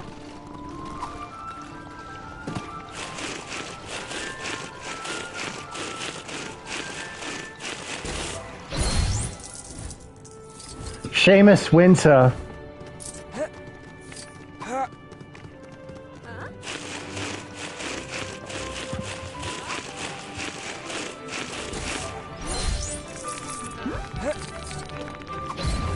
Dean Winter.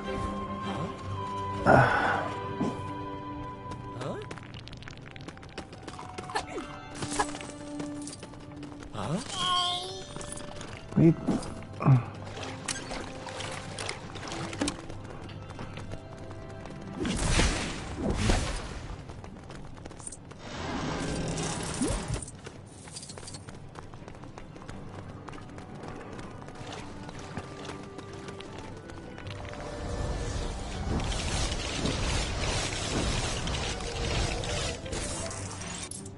Why would you stupid idiot?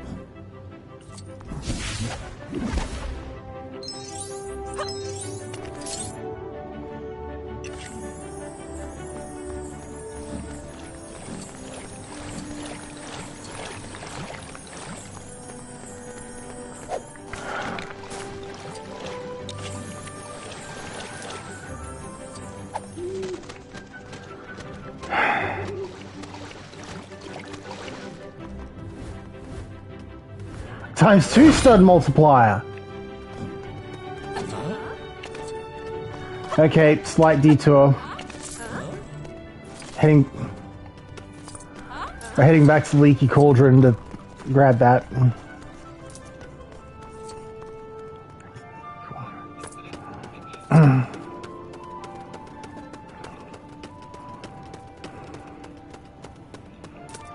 But to be fair, I suppose that does kind of explain why I've been more or less half-assing the free roam exploration thus far, because, well,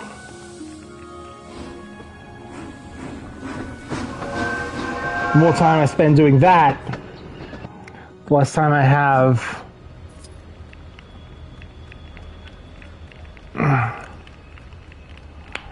doing levels and stuff, and levels mean trophies, at least right now.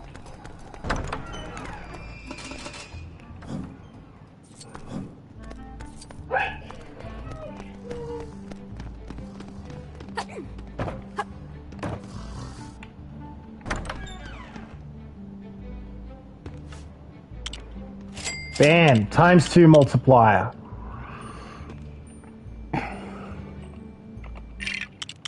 Extras.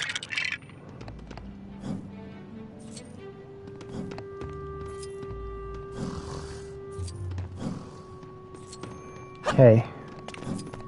Definitely need one to worry about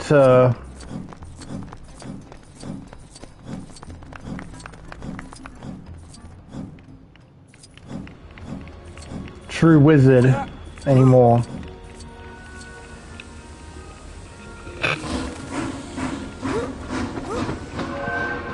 It's funny, we get 2 stud multipliers if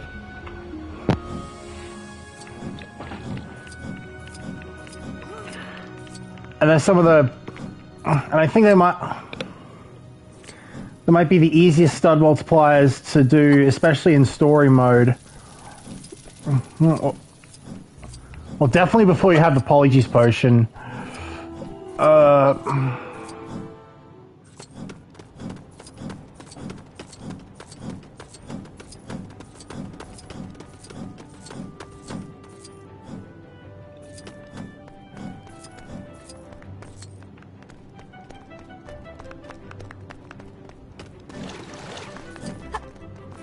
Anyways,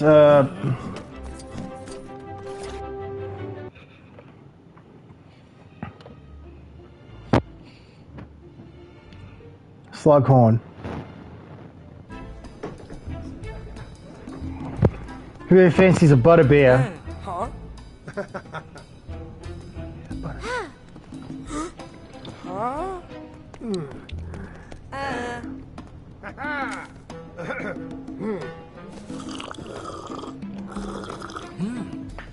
Hey!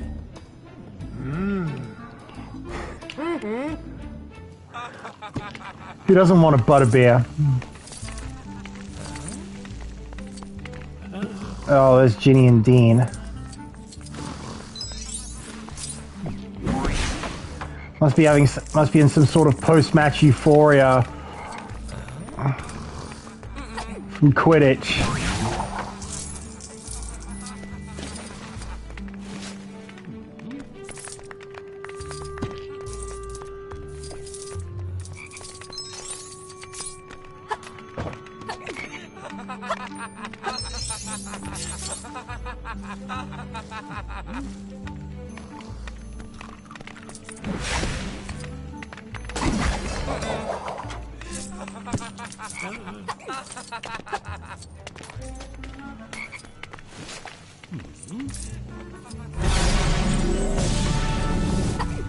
See?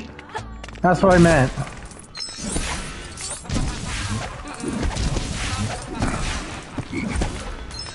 Needn't worry about True Wizard.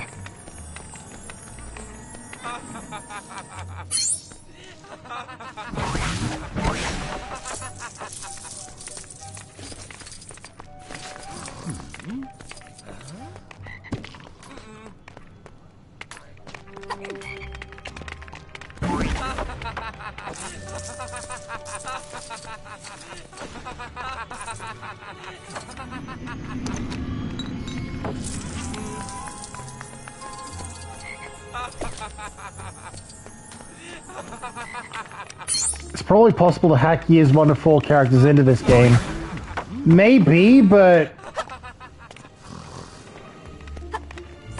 even then it's probably only possible on PC. Which says a lot because until PC got its version of the collection, I don't think they had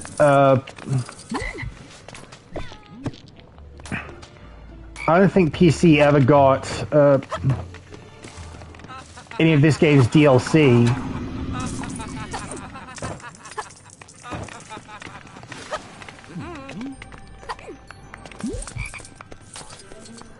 So there'd have to be mods for that too. I'm also surprised there was never a Harry Potter comic series, at least not one I'm aware of.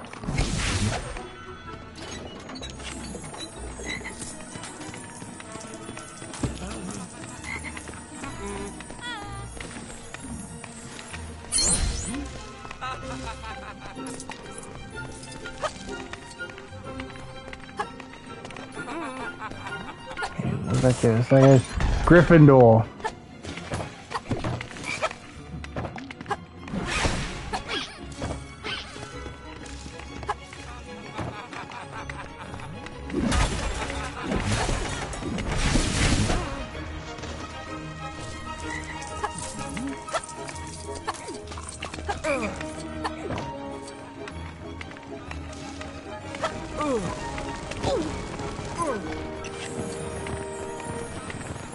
Okay.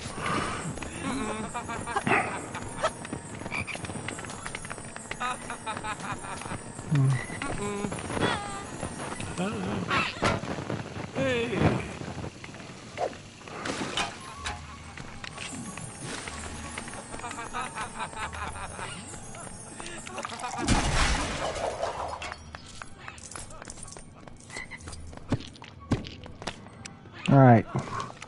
Butterbeer, for your troubles.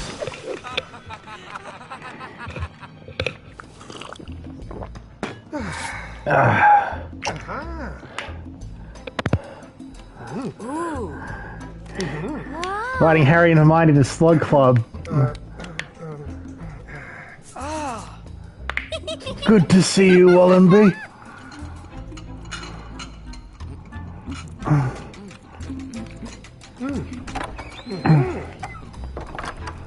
Hi, Ginny.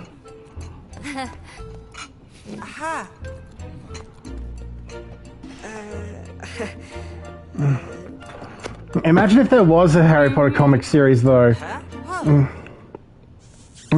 Who would do it? McLagan. Damn it, McLagan.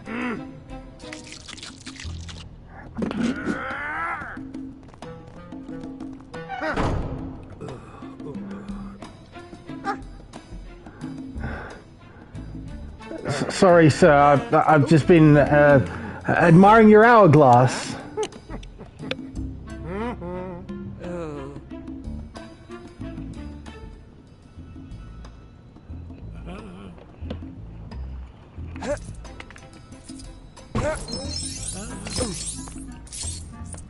I don't remember them. What did Corcan McClunky do?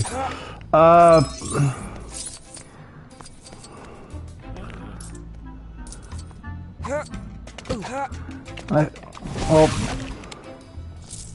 this year what makes McLagan particularly infamous is that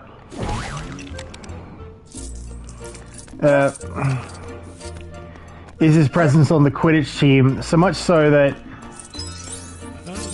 even if Harry was in Slytherin and thus he was more likely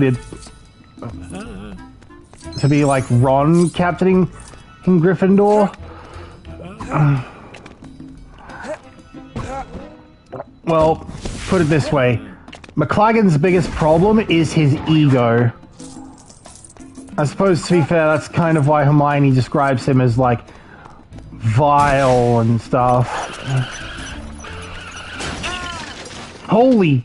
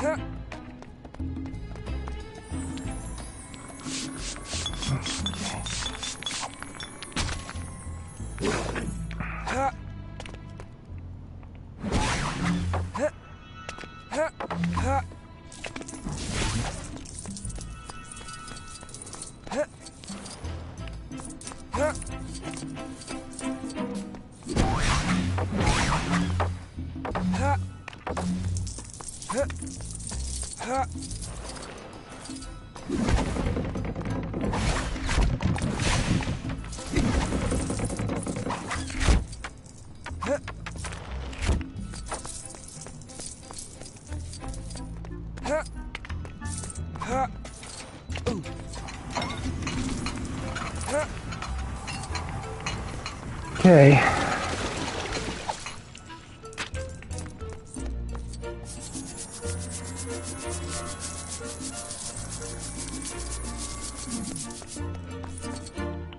This is one way to butter up Slughorn, is to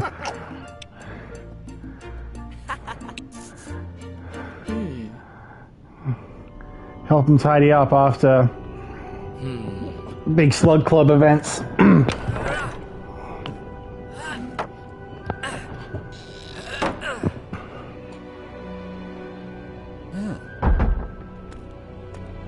Vanishing cabinet.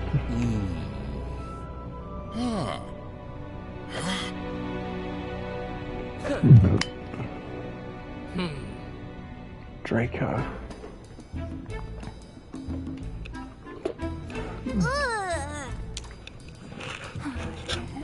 Hey, Lena.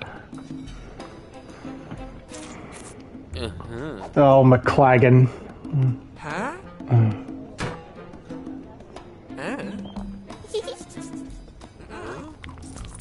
Anyways, yeah. When McLagan is at his absolute worst is on the Quidditch pitch.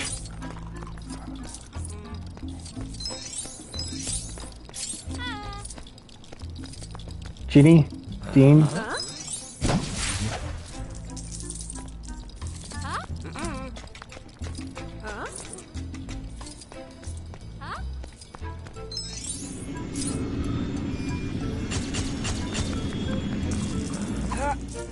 Imagine if that was Colin Creevy's camera.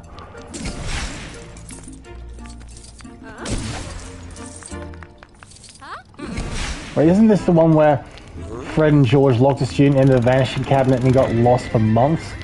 That sounds terrifying. When did they get in trouble? Well, for all we know,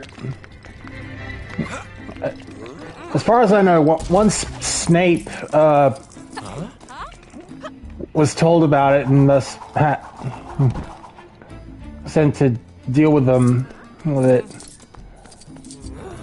Well, that's all we know about it. So, knowing Snape, he probably did have something lined up.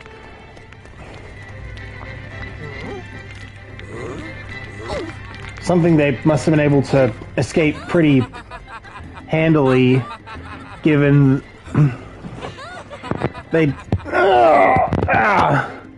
given the blaze of glory they depart school in. Yeah, good on Snape. Imagine getting locked for months. No kidding.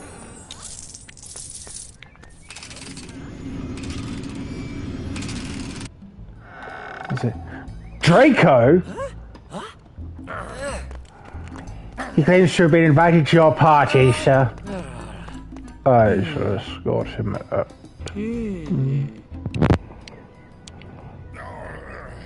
Maybe I did hex her. What's it to you? I swore to protect you.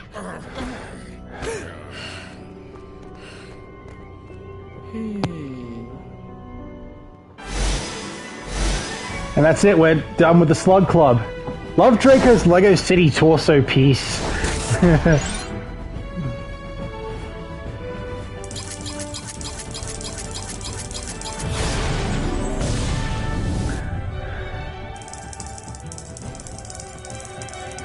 It says a lot that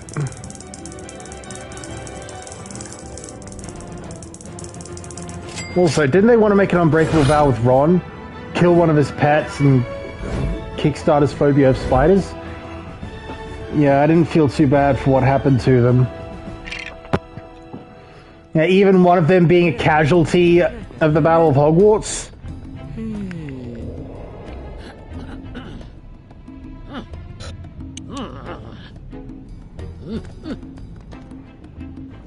Hey, a lesson with Flitwick.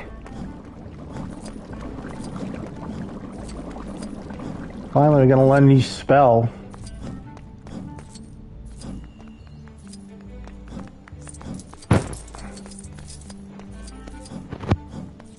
And it is... Oh, I forgot they sell love potions. Love potions are super messed up.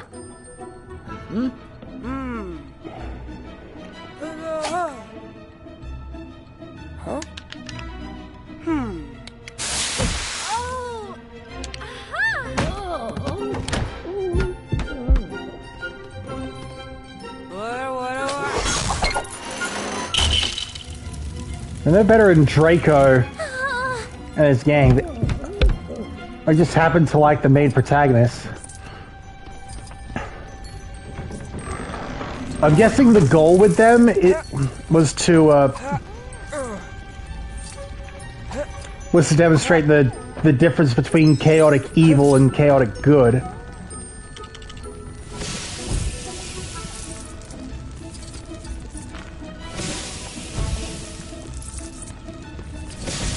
Then again, it's a dichotomy that's probably better exemplified by, like, Lupin and Sirius, because, well, one is very ready, fire, aim. The other is probably the best defense against the dark arts teacher.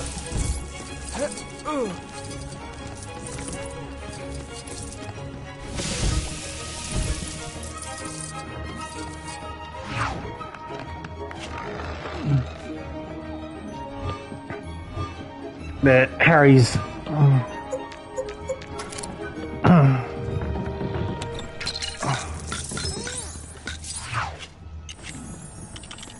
peoples have seen.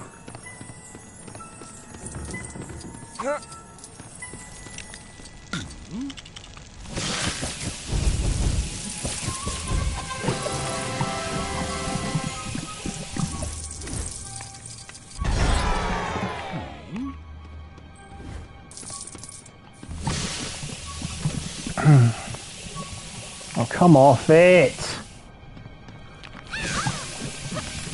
Hey, Lupin being a good defense against the dark arts teacher isn't that big of an accomplishment, seeing the other ones. Still, being the only one who did a good job means he did a good job.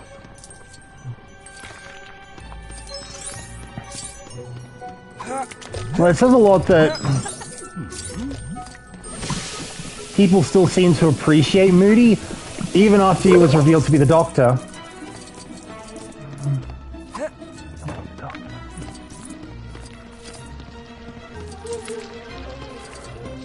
But maybe that's the point, is that...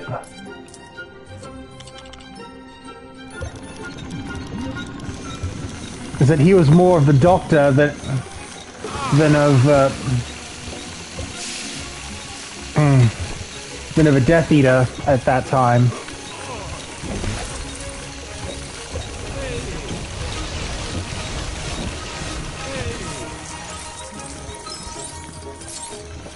I mean, he would have already been regenerated into...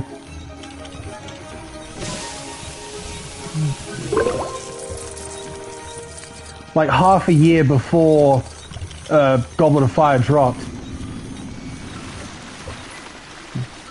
Lupin is still like the only one who didn't have the tide. The Defense Against the Dark Arts teacher is secretly evil twist. And even he turned into a creature that attacked the good guys. I suppose, to be fair, that was one of the earliest sparks of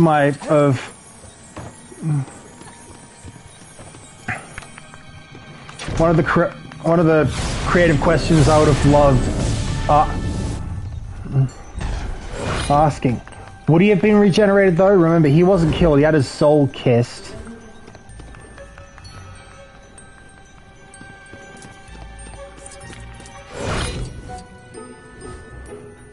Well, then that begs the question, what space would there be for future Doctors?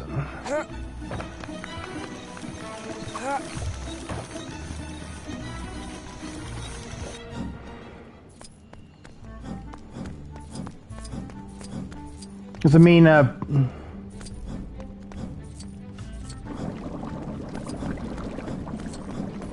the 12th Doctor would work with producer David Heyman on, maybe that is how you actually kill a Time Lord for good.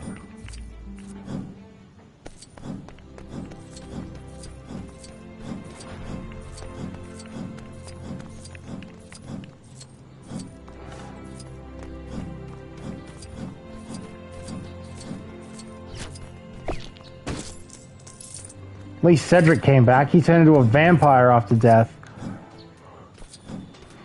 Which is funny.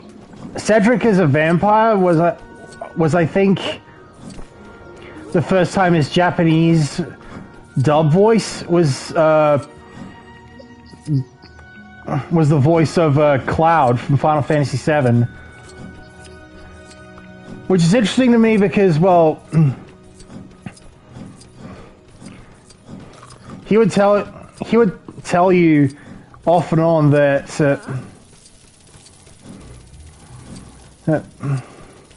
he is very fond of Final Fantasy VII because, well, and I'm inclined to believe him because, well, he knows about how Aerith used to be called Aeris. Well, why would I do that? What? No way in hell I have enough time to do another level.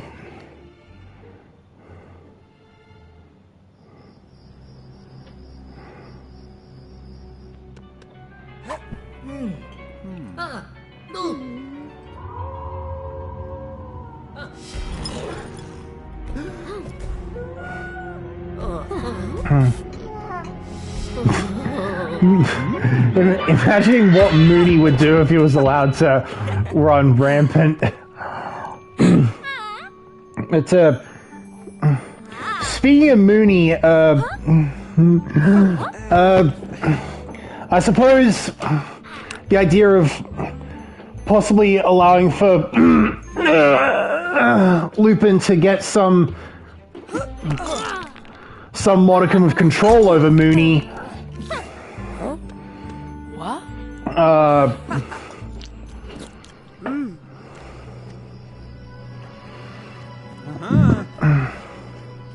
I suppose that was one of the first serious questions. Couldn't Lupin blind himself and never have to worry about the full moon?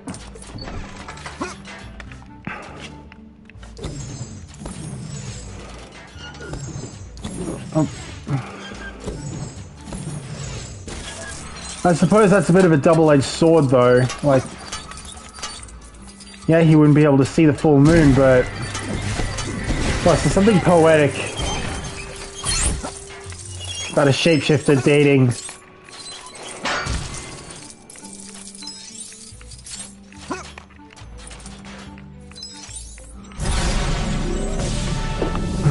dating a blind person.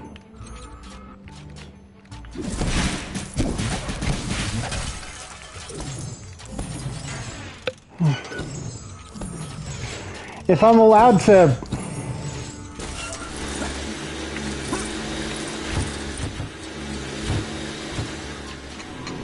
If I'm allowed to finish what I'm saying, I suppose Mooney...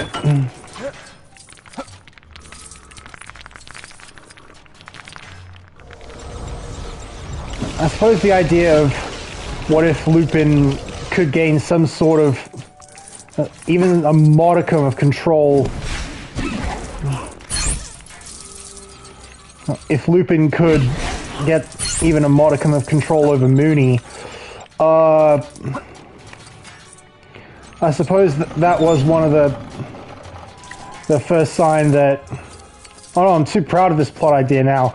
Maybe it's not intentional, but he loses his sight in battle. He gets cured of his werewolf curse, but at a heavy cost.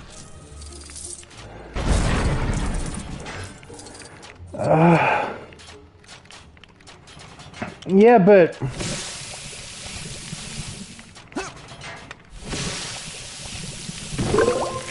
Imagine if Lupin gains some form of control over Mooney.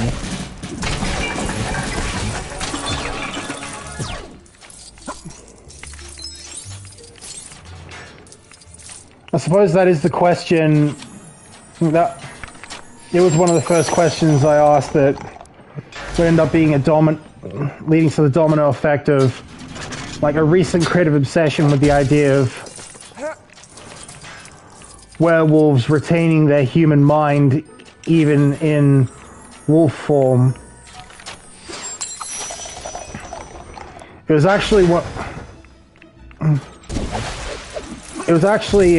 a question that would introduce me to my writing friend Mark Zilla.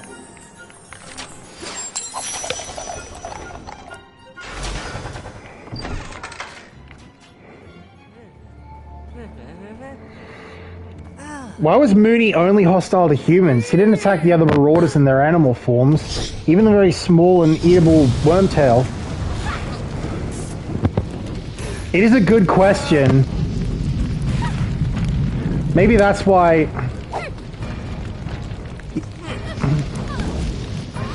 Maybe that's why he could trust that they could keep him in check.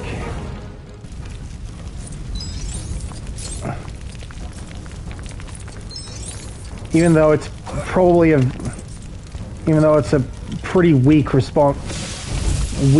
reason 9 times out of 10.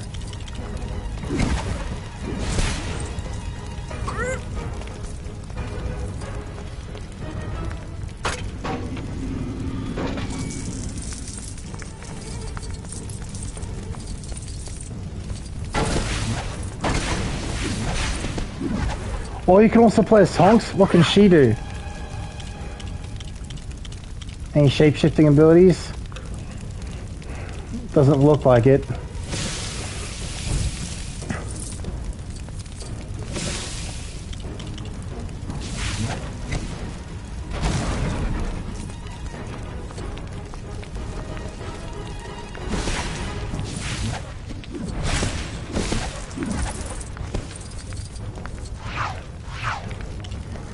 Well, we'll need...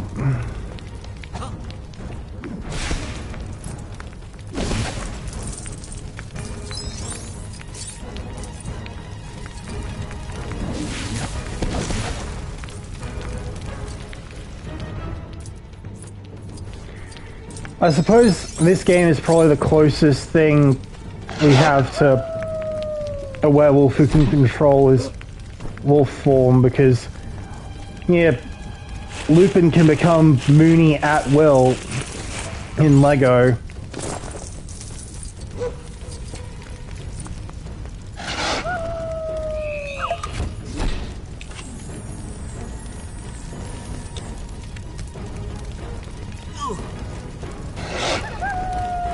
Why is Lupin even worried about Mooney in the game if he can switch into it and back at will?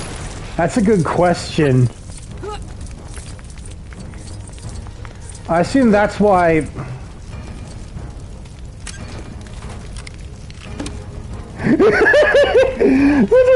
Look at Mooney.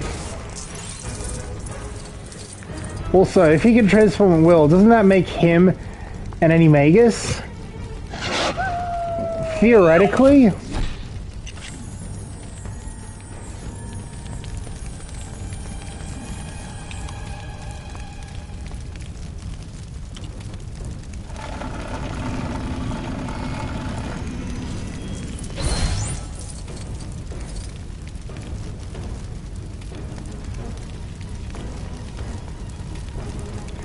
But I mean, look at his name, Remus Lupin. So, Remus as in Romulus and Remus. This like the twin founding fathers of Roma.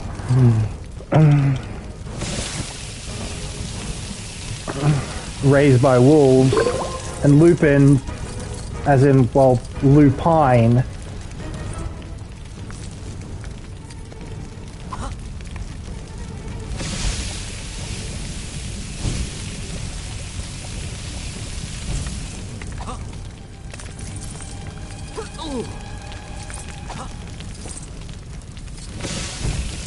It's almost like he was destined by name or something. Oh!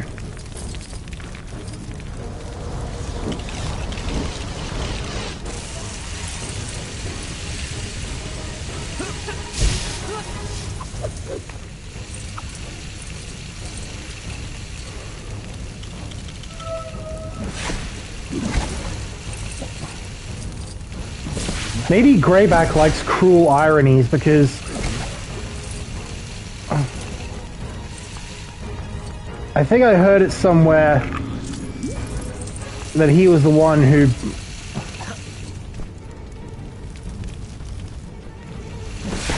bit Lupin and thus created Mooney.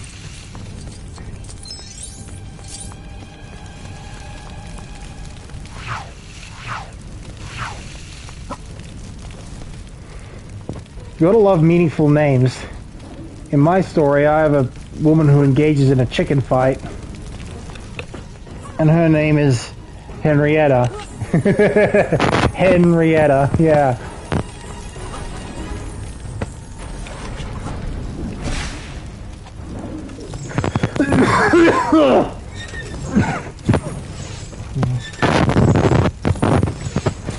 I really should mute my mic a lot more when I feel something like that coming.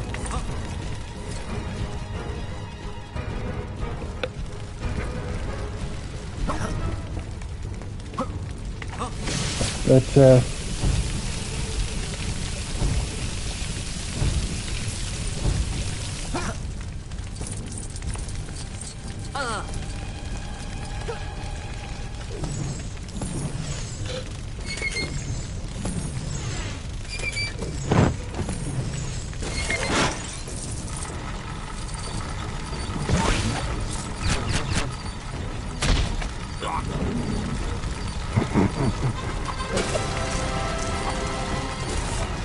where's the student in peril?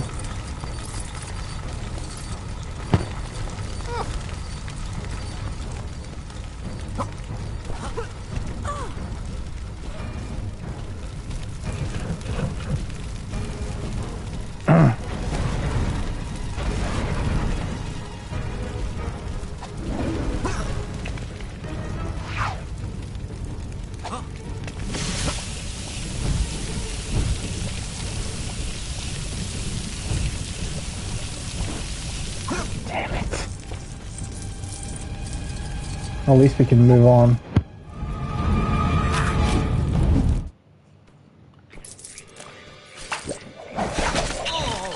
What the?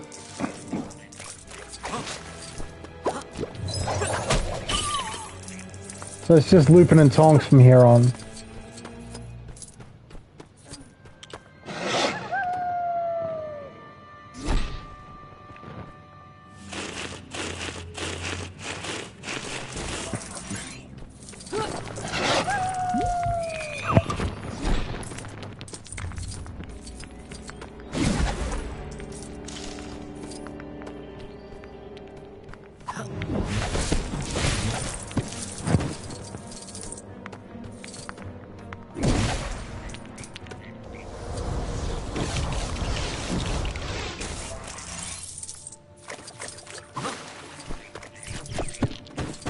Wasn't a big fan of the Lupin and Tonks relationship. He's so much older than her, and she kept forcing herself upon him.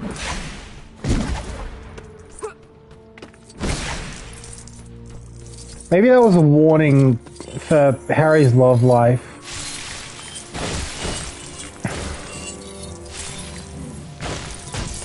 Or someone else's, like, maybe Ron's. I mean, Lavender Brown.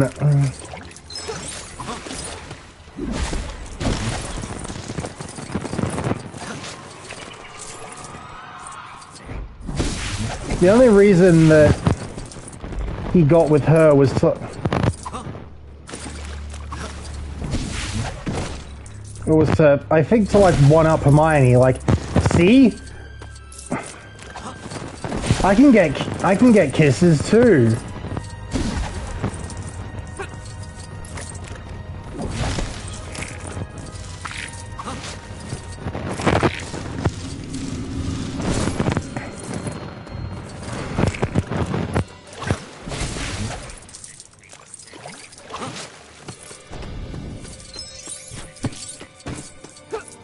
That's pretty unfair towards Lavender Brown. It's like he used her like a chess piece.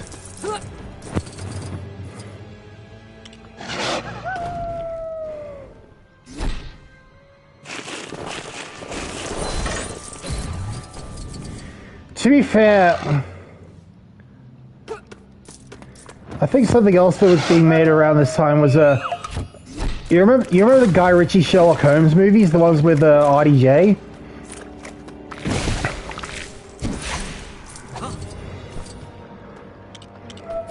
Most people will tell you that the second one is the best one for a multitude of reasons. Such as, like, at first the one that stood out to me was that the slow-mo guys worked on the slow-mo cinematography, are only really being credited as, like, sourcing the cameras and stuff. But nowadays, I would tell you it's because of how clever they were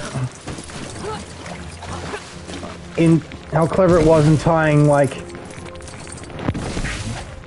everything to, like, the chess match in the end.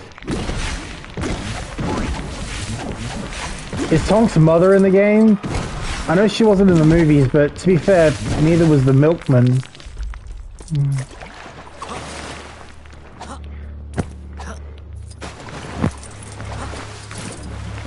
Well, if she is, she'd probably look like a country bumpkin equivalent to one of her sisters that we have seen, like Bellatrix and Narcissa.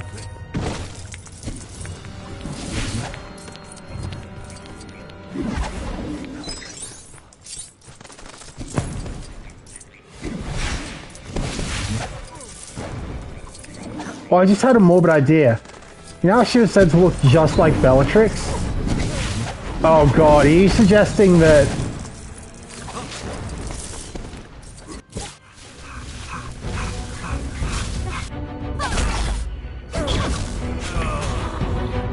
that she would come off as her, like her sister, just so, to gain...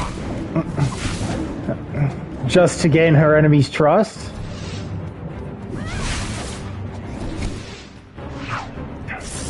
Now the last time Harry saw Bella before meeting her, he used the Cruciatus curse on her.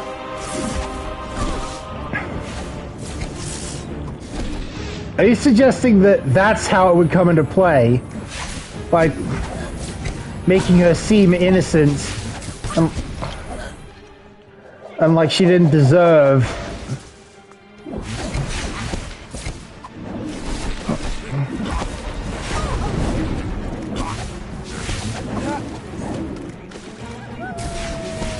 Greyback.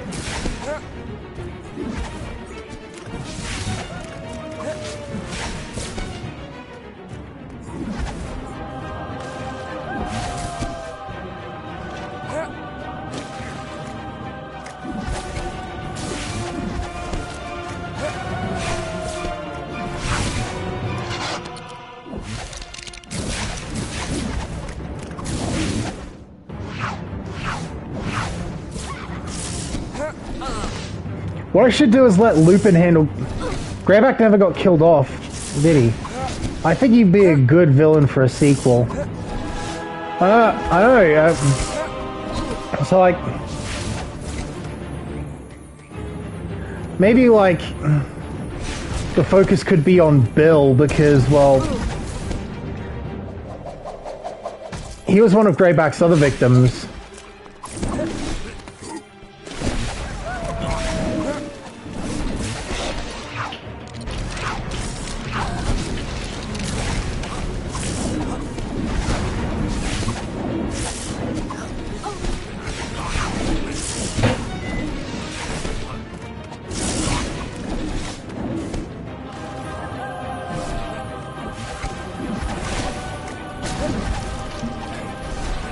Why do Greyback and Voldemort work together anyways?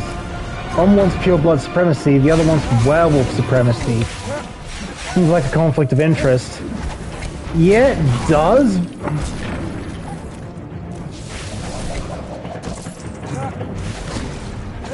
But,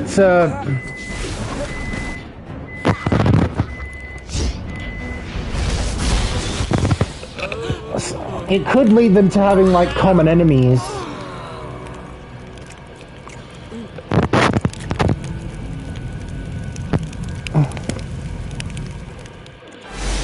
Weasley Wizard Woes. I guess it fits into the, well, they're both evil, so they're in cahoots. Kind of like Filch cheering for the Slytherin Quidditch team in the first movie. Yeah. All right, we are well beyond the 2.5 hours I like to go for, so I should probably call it here. Thank you all for coming. See you guys next time.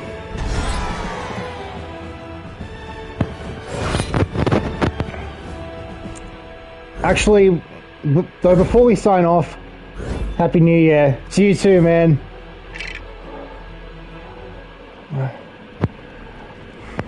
Well, at least we...